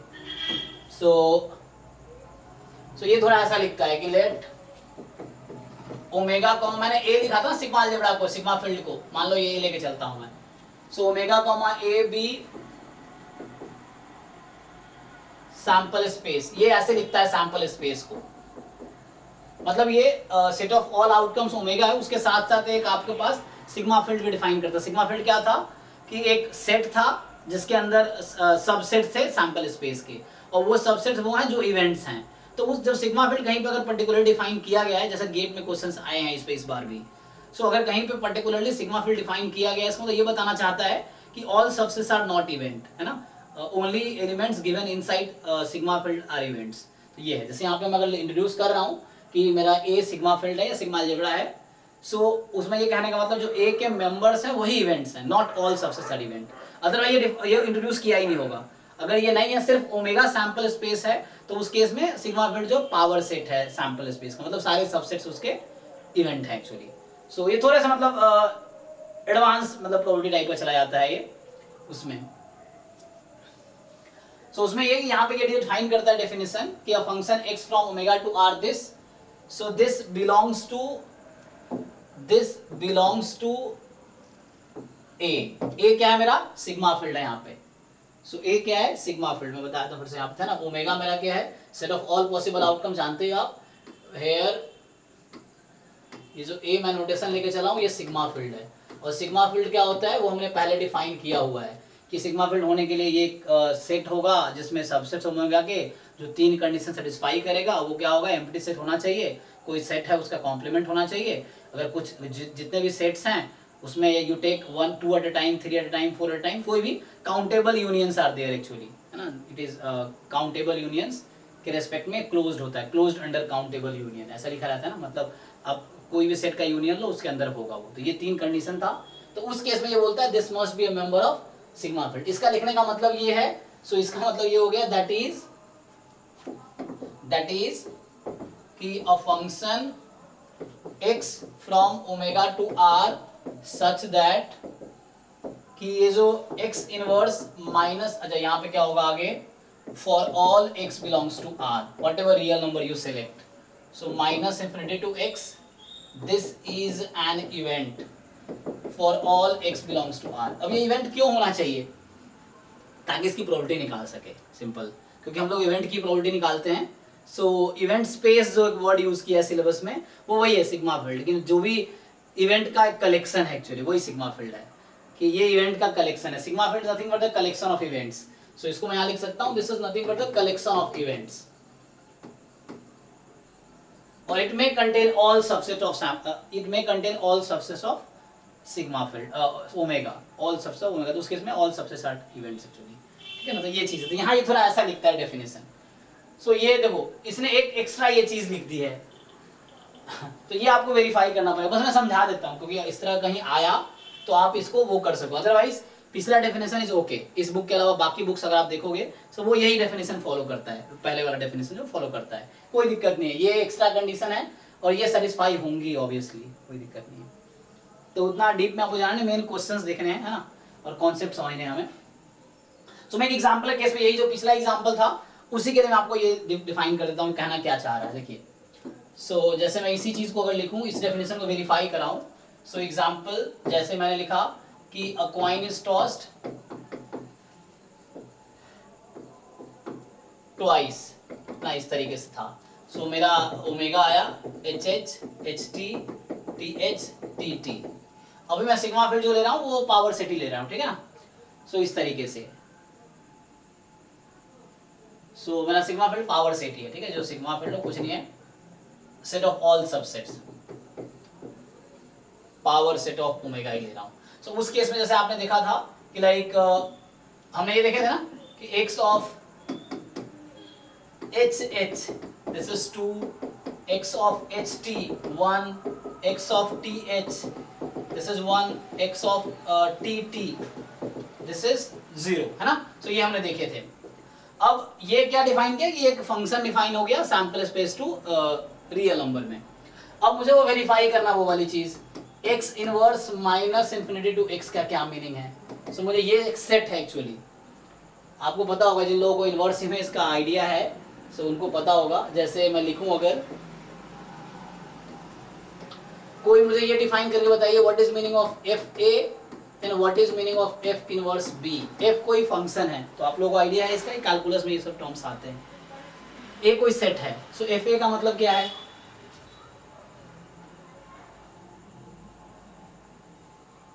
What is meaning of FA। A कोई सेट है, Range of हाँ, लेकिन मैथमेटिकली आप कैसे डिफाइन करेंगे इसको, image of A, yes right right, image of A। इसको मैथमेटिकली आप कैसे लिखेंगे कि set of fx such that x belongs to A, right, simple. उसी तरीके से आप f इनवर्स B को कैसे डिफाइन करेंगे, क्योंकि यही जो ये डिफाइन होगा वही ये डिफाइन होगा, this is just B is this, nothing different.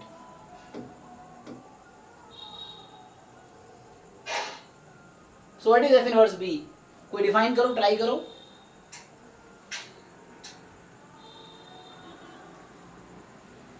F inverse B क्या होगा?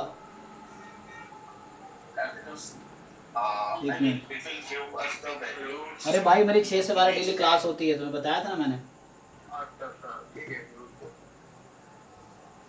हाँ बताइए क्या है? F inverse B give us a value जिसका बी इमेज है। Yes, you can say like कि range is B. yes, so x such that fx belongs to b।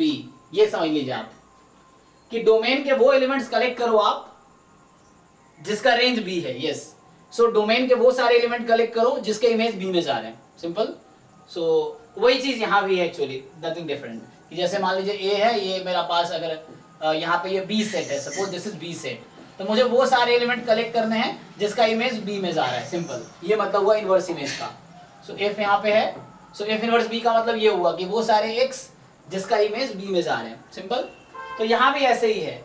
सो इसको अगर मैं डिफाइन करूं तो ये कुछ ऐसा होगा।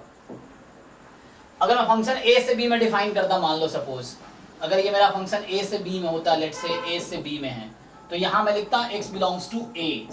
ठीक है ना, मैं लिखता x बिलोंग्स टू a। ठीक है ना, बिल्कुल। आपको माइक ऑन है। सो f,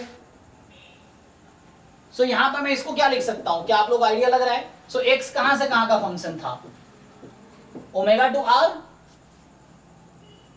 ये था ना। सो मैं इसको क्या लिख सकता हूं? आप उस तरीके से डिफाइन कर पाएंगे, उसी तरीके से।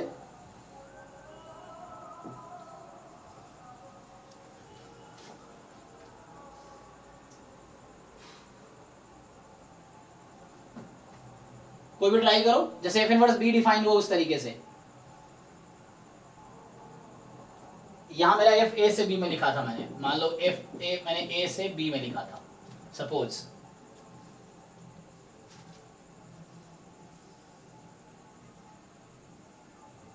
x is a function here like f।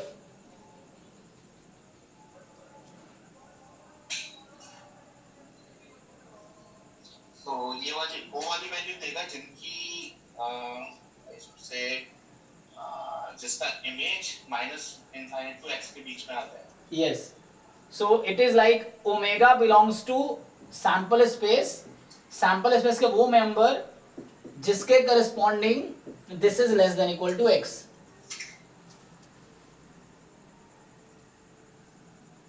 You check like this, b set था ना ये माइनस इनवर्स x, तो माइनस इनवर्स x का मतलब क्या? Less than equal to x, right? और you will see this is like this only, so in the book they write like this। so generally आप लोग जो पढ़ते हैं सिर्फ ये देखते हैं, एक्चुअली यही चीज यहाँ पे ये डिफाइन किया गया है। so they write like this actually। और ये कहना चाहता है कि this must be in, अभी चूंकि मैं this must be subset of omega for all x belongs to r, ये कहना चाह रहा है कि this must be a subset of omega for all x belongs to r। देखो यहाँ f था, वही मतलब है, यहाँ मैं लिखा हूं ना ये कि this belongs to a। a means what? This is a subset of omega in case a is a power set of sample space. तो all subsets are inside a, so this is just a subset of omega, है ना, वो चीज है। सो अगर in general में बात करूं, अगर, है ना, सो दैट इज, अगर मैं उस लार्जर पर्सपेक्टिव में बात करूं तो ये कहना चाह रहा है कि this quantity should be a subset of omega for all x belongs to r, ये कहना चाह रहा है। अगर मेरा ओमेगा वो है तो मतलब sigma field power set of omega. Anyway, so मैं इस क्वेश्चन में जैसा आपको ये वैल्यू निकाल के दिखाना चाहता हूं कि what is this set in this question. इस क्वेश्चन में इसकी वैल्यू क्या है इस क्वेश्चन में? So you have range this 0 1 2। Okay, so देखो, सो हमने जो क्वेश्चन कंसीडर किया, हमारे पास ये है H H H T T H T T. Range of x हमारे पास है 0 1 2। We want to calculate x inverse minus infinity to x for all x belongs to r। आपको ये लिखना है। सो सोचिए, you just choose some particular x। आप मुझे कोई भी x बताओ, पर्टिकुलर कुछ भी, कोई भी रियल नंबर बताओ, एक पर्टिकुलर। कोई भी एक रियल नंबर बताओ। 1. चलिए 1. So let's say x is equal to 1. So I want to calculate this set x inverse minus infinity to 1. So मतलब you have to choose those omega in sample space for which x omega less than equal to 1, and you have seen this set here. So you have seen here x omega, this is your omega, whatever omega I am writing, this is the outcomes of the sample space or elements of the sample space. So आप मुझे बताओ इसके अंदर कौन कौन सा elements आएगा, sample space के कौन कौन से एलिमेंट्स आएंगे. Let me right here. H को छोड़ के सारे. So omega belongs to small omega. हाँ. HTTH only this टीटी भी आएगा है ना, क्योंकि इसका मतलब ये हो गया कि वो ओमेगा जिसके लिए x less than equal to 1 है, x less than equal to 1 है, वो सारे आउटकम्स लिखने हैं कि जिसमें x less than equal to 1 है. इसका ये मतलब हुआ कि जहां जहां x less than equal to 1 है तो जीरो वाला भी तो आ जाएगा ना, टीटी भी आ जाएगा. Yes, you give me some other number. तो आपको ये देख के डर नहीं लगेगा, मैं इसलिए कुछ नंबर्स लेकर कर रहा हूं ताकि आपको इजीली समझ आएगा मतलब क्या है. सो कोई और x बताओ मुझे, कोई दूसरा, कोई भी real number. You may tell minus 100 plus 100 सब चलेगा, कोई भी रियल, क्योंकि हर रियल नंबर के लिए डिफाइन होना चाहिए और हर रियल नंबर के लिए एक सबसेट आना चाहिए. हाँ कोई बता रहा था नंबर, बताइए. √5. हाँ लेट्स से √5. फाइन. सो √5. सो मुझे ये कैलकुलेट करना है minus infinity to √5. So the meaning is you again select those elements of sample space for which x is less than equal to √5. Now you tell me क्या क्या आएगा. सारे आ जाएंगे. हाँ इसमें सारे आ जाएंगे, HH, HT, TH, TT, इस तरीके से. So आपको कुछ इंट्यूशन आ रहा होगा. अगर मैं x को माइनस √5 लेता तो क्या आंसर आता, अगर मैं x को माइनस √5 लेता लेट्स से तो क्या आंसर आता. एम्प्टी सेट, एम्प्टी सेट ना, क्योंकि सेट है ये, है ना. सो ये सेट है, एम्प्टी सेट आता. अगर मैं x को 1.5 लेता तो क्या क्या आंसर आता.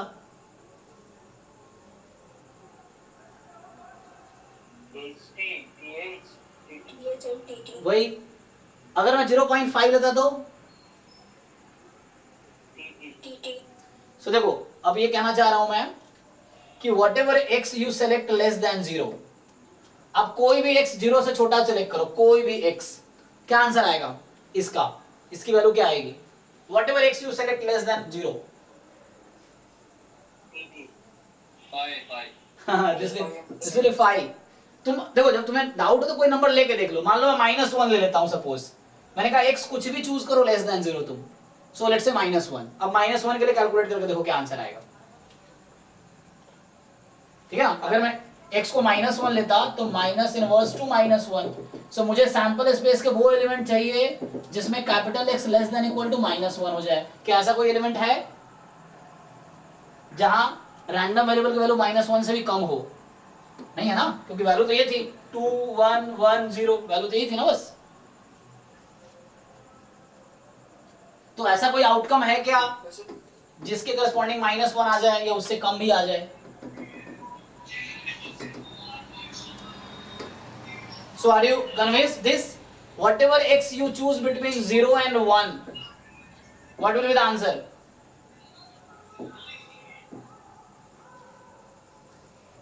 TT. हाँ, so just 0 वाला आएगा.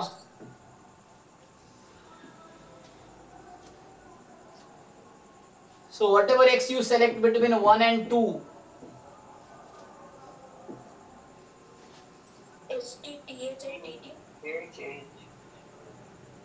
x लेस देन 2, मान लो 1.5 है, मैं बोल रहा हूँ x 1.5 है मान लो मेरा.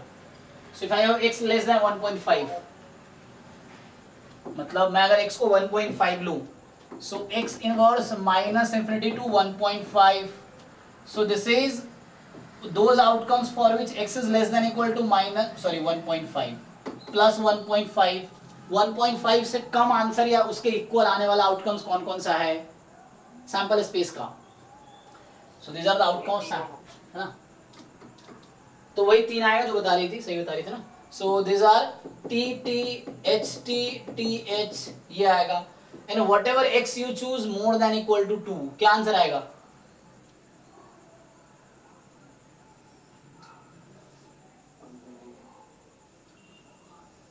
Whole sample space. हाँ, यहाँ होल सैंपल स्पेस आ जाएगा। एक्चुअली इसके हिसाब से मैंने डिस्ट्रीब्यूट किया, तुम ध्यान से देखो तो मैंने यहाँ 0 1 2 ही क्यों चूज किया है, क्योंकि यहाँ 0 1 2 है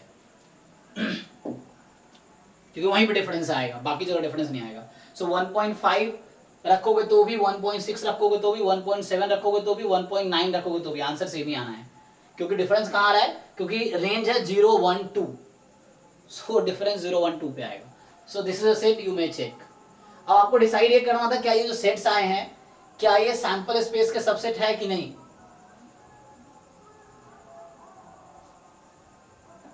है ना, सारे सबसेट्स हैं तो इसका मतलब ये हो गया कि हमने ये दिखाए कि x inverse minus infinity to x, this is a subset of sample space for all x belongs to R,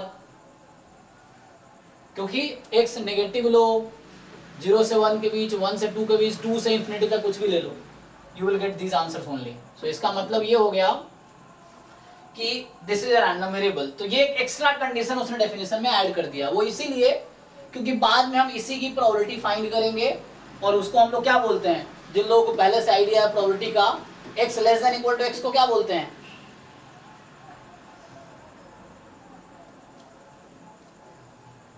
इसका नाम क्या है?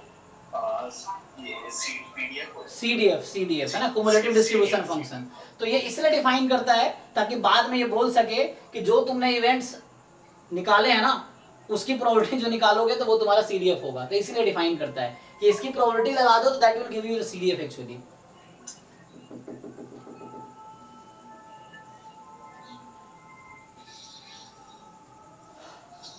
एनीवे, सो ये एक्स्ट्रा चेक करने की जरूरत है नहीं, हालांकि बस हमें ये चेक करना दिया subset of sample space, yes, subset of sample space, yes, subset of sample space, yes. बस मैं इसलिए बता रहा हूं क्योंकि मैं वीके रॉयती वाली बुक फॉलो कर रहा हूं, तो उसमें ये डेफिनेशन लिखा होगा, तो आपको ऐसा ना हो समझ ना आए क्या है। एक और एग्जांपल के लिए हम लोग ट्राई कर सकते हैं कंस्ट्रक्ट करना। जैसे मान लो एक छोटा सा एग्जांपल और दे दूं मैं, अगर कि जैसे एग्जांपल एक छोटे से आसान सा लेते हैं कि हमने जस्ट एक कॉइन को एक ही बार टॉस किया, मान लो एक कॉइन को जस्ट एक बार टॉस किया, मान लो। So a coin is tossed just once, ठीक है। तो आपको पता है x क्या है, मान लो नंबर ऑफ टेल्स। सो इस केस में आपको पता है कि सैंपल स्पेस आपका क्या है, h और t, सैंपल स्पेस है ht, और आपसे आपको चेक करना है तो x of h 0, x of t 1, so range is what? So range of x is just set containing 0 1, okay। और देखो ये चूंकि फाइनाइट सेट है तो ये कहना चाह रहा है जो रैंडम वेरिएबल हमने डिफाइन किया वो एक्चुअली डिस्क्रीट है, और अब तक मैंने जितने भी डिफाइन किए वो डिस्क्रीट ही है। हालांकि रेंज डिसाइड करेगा, मैं डेफिनेशन लिखाया नहीं अभी कि डिस्क्रीट होगा क्या, मैं लिखाऊंगा आगे। डिस्क्रीट सिंपल डेफिनेशन है कि जिसका रेंज काउंटेबल हो, या है ना, तो वो लिखाऊंगा मैं। सो एनीवे, सो यहाँ पे क्या करते हैं, मुझे क्या चेक करना है, मैं वो क्वांटिटी जस्ट देखो। तो हियर यू आप क्या देख रहे हो कि random variable is a function from omega to R. So बाकी बुक के हिसाब से ये sorry x is a function from omega to R, तो बाकी बुक के हिसाब से ये रैंडम वेरिएबल है। बीके रोयतकी वाली बुक में एक और कंडीशन ऐड कर दिया कि ये तुम्हारा इवेंट होना चाहिए, कि this must be event for all x belongs to real number. तो फिर से मैं कैलकुलेट करूंगा, तो यहाँ पे क्या होगा, वैल्यू 0 1 ही तो है, तो x लेस देन 0 लेके देखो, कुछ भी ले लो x को 0 लेस देन, इसका मतलब होता है कि omega belongs to sample space such that x omega less than equal to x। Also people write simply omega such that x less than equal to x, या in book you may find it like just x less than equal to x। तो इसकी ये meanings हैं कि you have to those outcomes, collect those outcomes that satisfy this conditions. So फिर से x less then 0 पे क्या answer आएगा, 5। So again it will give you 5, है ना। और x अगर मोर देन इक्वल टू 0 है, लेस देन 1 है, तो क्या आंसर आएगा, H। सो x लेस देन 0 मोर देन 1, है ना, तो आपका जस्ट 0 नंबर ऑफ टेल्स है, मतलब h। हाँ, और x more than equal to 1 पे क्या आंसर आएगा, ओमेगा। हाँ, तो ये ht आ जाएगा पूरा ओमेगा। ये चीज है। और again what we also say कि whether it is phi or whether it is h or whether it is this, all are subset of sample space and that's why it is a random variable। ये कहना ये चाहता है कि ये जो आया this is an event, ये कहना चाह रहा है कि ये एक इवेंट है और इसी की प्रोबेबिलिटी जब निकालते हैं तो वो उसको बोलते हैं cumulative distribution function।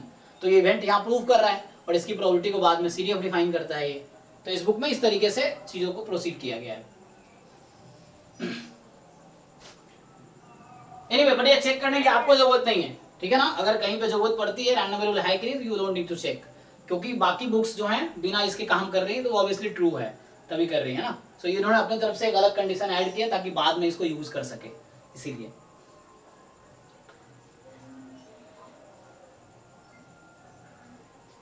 Okay greater than 1 में h भी आएगा क्या? हाँ, जैसे आप मुझे कोई नंबर बताइए more than 1, you tell me some number more than 1, कोई भी एक नंबर बताओ। 2। चलिए 2। So let's calculate x inverse minus infinity से 2। इसका मतलब हुआ कि सैंपल स्पेस के वो मेंबर्स जिस पे x की value less than equal to 2 है। आप देखो सैंपल स्पेस में ऐसा कौन कौन सा मेंबर है जिसके करस्पॉन्डिंग x की वैल्यू लेस देन 2 आई थी या इक्वल टू 2 आई थी। What are those members?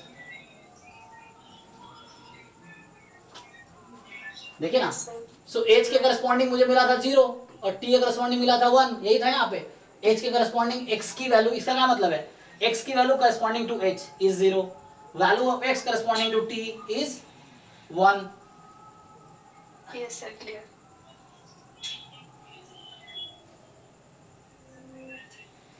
हाँ जी अविनाश, तुम क्या शेयर कर रहे हो? jamboardgoogle.com, ये क्या है? सो यहाँ से आ गया हमारे पास। So this is h and t, ठीक है ना। सो ये आ गया। So whatever x you select more than equal to 1, आपके पास ये पूरा सैंपल स्पेस ही आएगा। सो कहने का मतलब ये है कि this will always be an event. अगर एक सैंपल स्पेस है this will always an event. अच्छा एक क्वेश्चन में डिफाइन करता हूँ जहां पे सैंपल स्पेस नहीं होगा, सॉरी एक्स रैंडम वेरिएबल नहीं होगा, या मैं पूछ लेता हूं पहले, चलो कि let a coin is tossed thrice, ठीक, एंड विपुल माइक म्यूट कर लीजिए, आवाज आ रही है। So let a coin is tossed thrice, ठीक है ना। सो अब मैं आपसे पूछना चाह रहा हूं कि which of the following is or are not random variable। पहला देखो एक्सपेरिमेंट क्या है, एक कॉइन को 3 बार टॉस किया। अब मैं डिफरेंट फंक्शन डिफाइन कर रहा हूं। Random variable is a function from sample space to real number. तो मैं कुछ फंक्शन डिफाइन कर रहा हूं, आपको डिसाइड करना है कि वो रैंडम वेरिएबल होगा कि नहीं होगा। वो फंक्शन ओमेगा टू आर है। सो क्वेश्चन है which of the following are is are not, ठीक है ना, नॉट अ रैंडम वेरिएबल, ठीक है। या मैं लिखूं, ठीक है, जैसे पहला मैं लिखता हूं x is equal to number of heads into number of tails. दूसरा x is equal to number of heads upon number of tails. Obtained, आगे आप लिख सकते हैं ऑब्टेन्ड। सो हमने एक कॉइन को 3 टाइम टॉस किया ना, तो जितनी बार हेड आई उन 3 बार में से या जितनी बार टेल आई वो अकाउंट कर रहे हैं। एंड तीसरा है x is number of heads minus number of tails. And चौथा है x इज, ये इंटू था, ठीक है ना, या क्या लिखा था इंटू ना, हाँ वहाँ इंटू था प्रोडक्ट, अच्छा ये तो लिखा ही है ना into. So number of heads into number of tails upon subtraction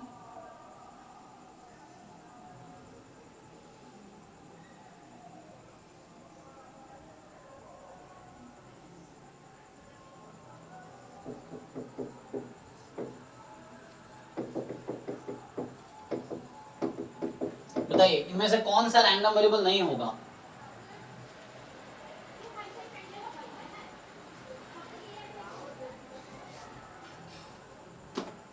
sir toss हाँ थ्राइस 3 बार टॉस किया, एक कॉइन को 3 बार टॉस किया, सो 3 बार टॉस करेंगे तो हो सकता है कि मतलब 0 टाइम्स हेड हो 3। अब सैंपल स्पेस लिख लीजिए एक्चुअली। अब उन डिफरेंट सैंपल स्पेस का you try to find the range of this. पहले चेक करना पड़ेगा, देखो रैंडम वेरिएबल चेक करना, just you need to check whether it is a function from omega to R, means whether it associates each element of sample space to a unique real number और not. ये दूसरा नहीं है। Okay ठीक है। Second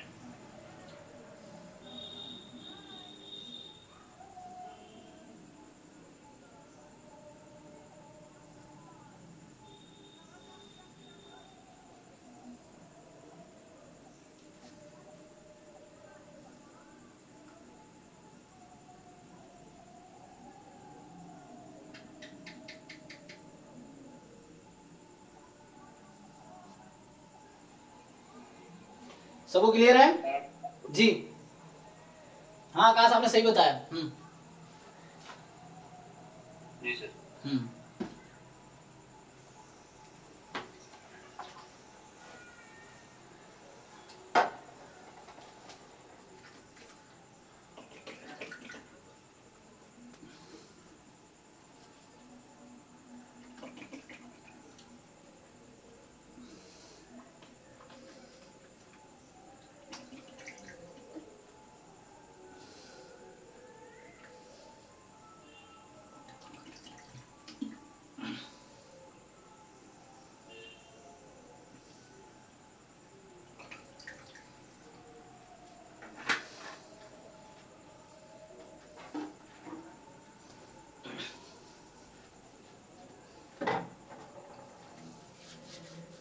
किसी को doubt है इसमें, आगे बढ़ूं या सॉल्व करूं मैं इसको?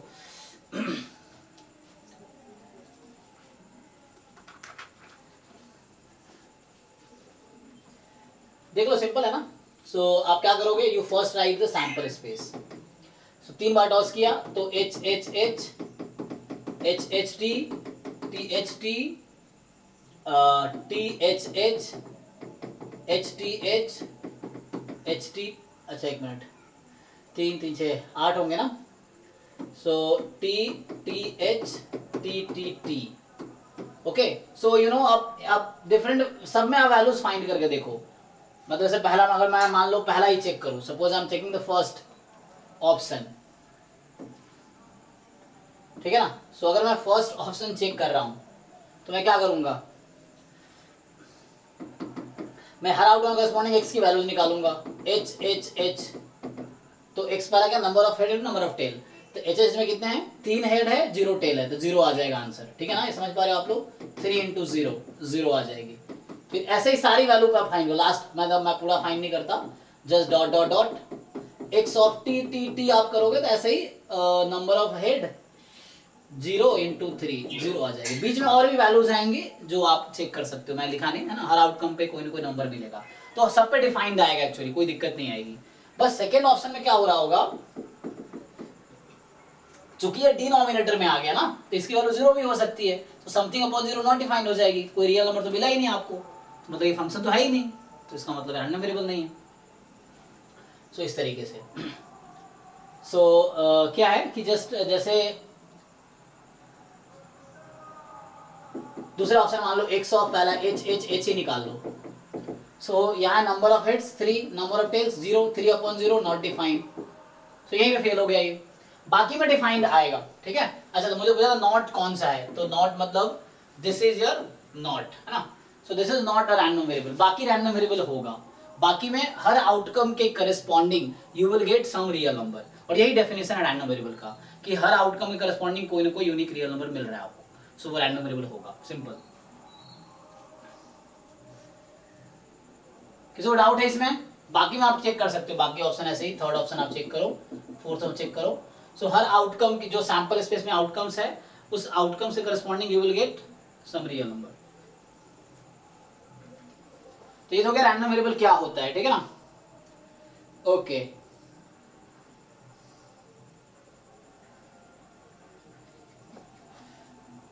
चलो कुछ प्रॉपर्टीज बता देता हूं, है ना। सो थ्योरम्स लिख लो एज ए रिजल्ट, है ना, थ्योरम के तौर पे, like if x is a random variable,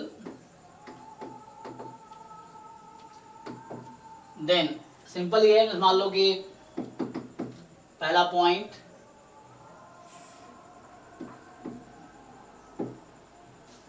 तो जस्ट ये बताना चला x का रैंडम वेरिएबल है, तो आपके पास क्या होगा कि ax plus b is also a random variable. ठीक है, इस तरीके से, या कोई दूसरा आप कोई फंक्शन डिफाइन कर लो इन जनरल।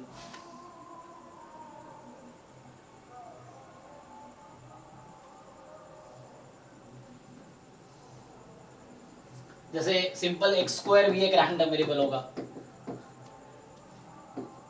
मान लो अगर x पॉजिटिव है तो रूट x भी रैंडम वेरिएबल होगा अगर पॉजिटिव है तो, या 1/x भी। इस तरीके से कहना मतलब ये है कि कोई भी फंक्शन डिफाइन कर लो लाइक 3 कि ए और बी रियल है कॉम्प्लेक्स?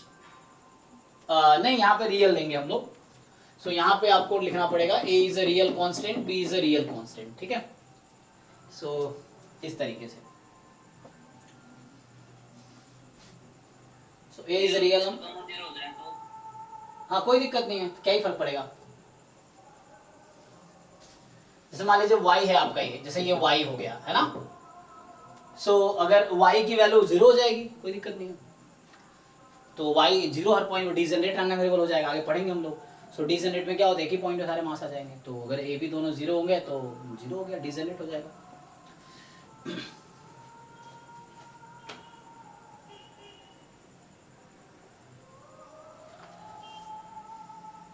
और भी तुम आगे से डिफाइन कर सकते हो इसको। सो मतलब एक तरह से वो डिटरमिनिस्टिक हो जाता है। हाँ वही तरीके से।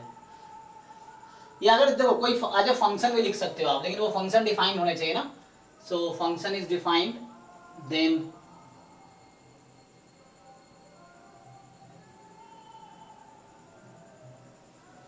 इसमें मैं ये भी लिख सकता हूँ कि y बराबर मान लो मेरे पास है, सो gx है, वेयर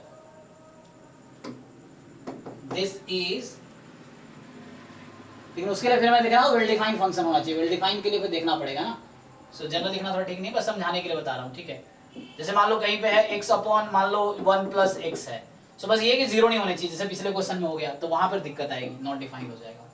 सो अगर वेल डिफाइंड है तो you can take any function of that random variable, but ये बस है कि उसका लीनियर कॉम्बिनेशन ले लो, स्क्वायर ले लो, क्यूब ले लो, कोई फर्क नहीं पड़ेगा। So it will still be a random variable.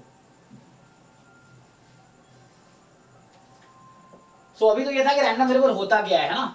अभी हम जैसे पढ़ना क्या, टाइप्स पढ़ना है, सीडीएफ पढ़ना है, तो पहले मैं तो टाइप्स ही बता देंगे। टाइम है, टाइम तो खत्म ही हो रहा है। सो जैसे टाइप्स में बात करूंगा कि जैसे टाइप्स ऑफ, पहले डिस्कस कर लेते हैं टाइप्स ऑफ रैंडम वेरिएबल, तो इसके लिए थोड़ी प्रोबेबिलिटी की जरूरत पड़ेगी, कोई दिक्कत नहीं है। सो टाइप्स में मैं डिस्कस करूंगा, वो पहला डिस्क्रीट रैंडम वेरिएबल, फिर कॉन्टिन्यूअस रैंडम वेरिएबल, और ये होगा मिक्स्ड रैंडम वेरिएबल। अब डेफिनेशन अलग अलग तरीके के हैं ना, डिस्क्रीट, कॉन्टिन्यूअस, मिक्स्ड। सो आज मेनली हमने क्या किया, शुरू में एक दो डाउट डिस्कस किए, एंड देन हमने रैंडम वेरिएबल स्टार्ट किया कि रैंडम वेरिएबल होता क्या है, अभी तक वही डिस्कस कर रहे थे, होता क्या है। फिर टाइप्स में अगला नेक्स्ट क्लास में डिस्कस करते हैं, टाइम भी खत्म होने वाला है। सो हालांकि टाइप बता ही चुका हूँ मैं, बस ये होता है कि डिस्क्रीट में क्या है कि इसके रेंज काउंटेबल सेट होंगे, इन दोनों के रेंज अनकाउंटेबल होंगे, बट ये है कि इसका पर्टिकुलर पॉइंट पे मास 0 होगा, है ना, यहाँ नॉन जीरो भी हो सकता है। सो डेफिनेशन कुछ लोग सीडीएफ के टर्म में डिफाइन करते हैं, सीडीएफ से, तो पहले सीडीएफ डिफाइन करना पड़ेगा। चलो नेक्स्ट क्लास में देखते हैं किस तरह डिफाइन करते हैं, क्योंकि डिफरेंट बुक्स में कई लोग देखो डिफरेंट बुक के थोड़े से डिफरेंट है। कुछ लोग डेफिनेशन है, बाद में थ्योरम डिफाइन कर रखा है, वो थ्योरम को दूसरे बुक में डेफिनेशन होगा, लेकिन कोई दिक्कत नहीं है, मेन समझ आनी चाहिए कि क्या है। आपको कोई से इंटरव्यू में क्या होता है, कई बार डेफिनेशन ही पूछ लेते हैं, तो आपको एक कोई डेफिनेशन आता हो जिसके थ्रू आप बाकी चीजें एक्सप्लेन कर सको, ये चीज है। ठीक है, मतलब आगे कंटिन्यू करते हैं, टाइप्स नेक्स्ट क्लास में डिस्कस करते हैं, बाकी इसमें तो यही है, और देख लेता हूँ क्या। सो भाई किसी को कुछ पूछना अगर डाउट्स है तो डिस्कस कर सकते हैं अभी।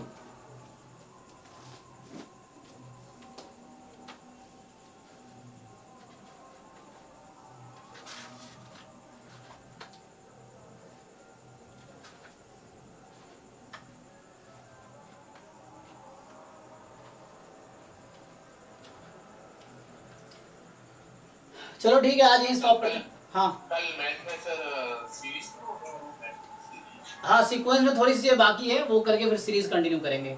सीक्वेंस में थोड़े 1-2 रिजल्ट्स बाकी हैं। कल हमने एक्चुअली एंड में क्वेश्चन में काफी टाइम किल कर दिया, तो वो बता नहीं पाए। तो 1-2 रिजल्ट्स हैं, थ्योरम्स हैं, वो डिस्कस करें, फिर सीरीज स्टार्ट करेंगे। कल ही हो जाएगा सीरीज। हाँ हो सकता है स्टार्ट हो, या फिर जैसे होगा तो उसको होल्ड कर देंगे नेक्स्ट क्लास में।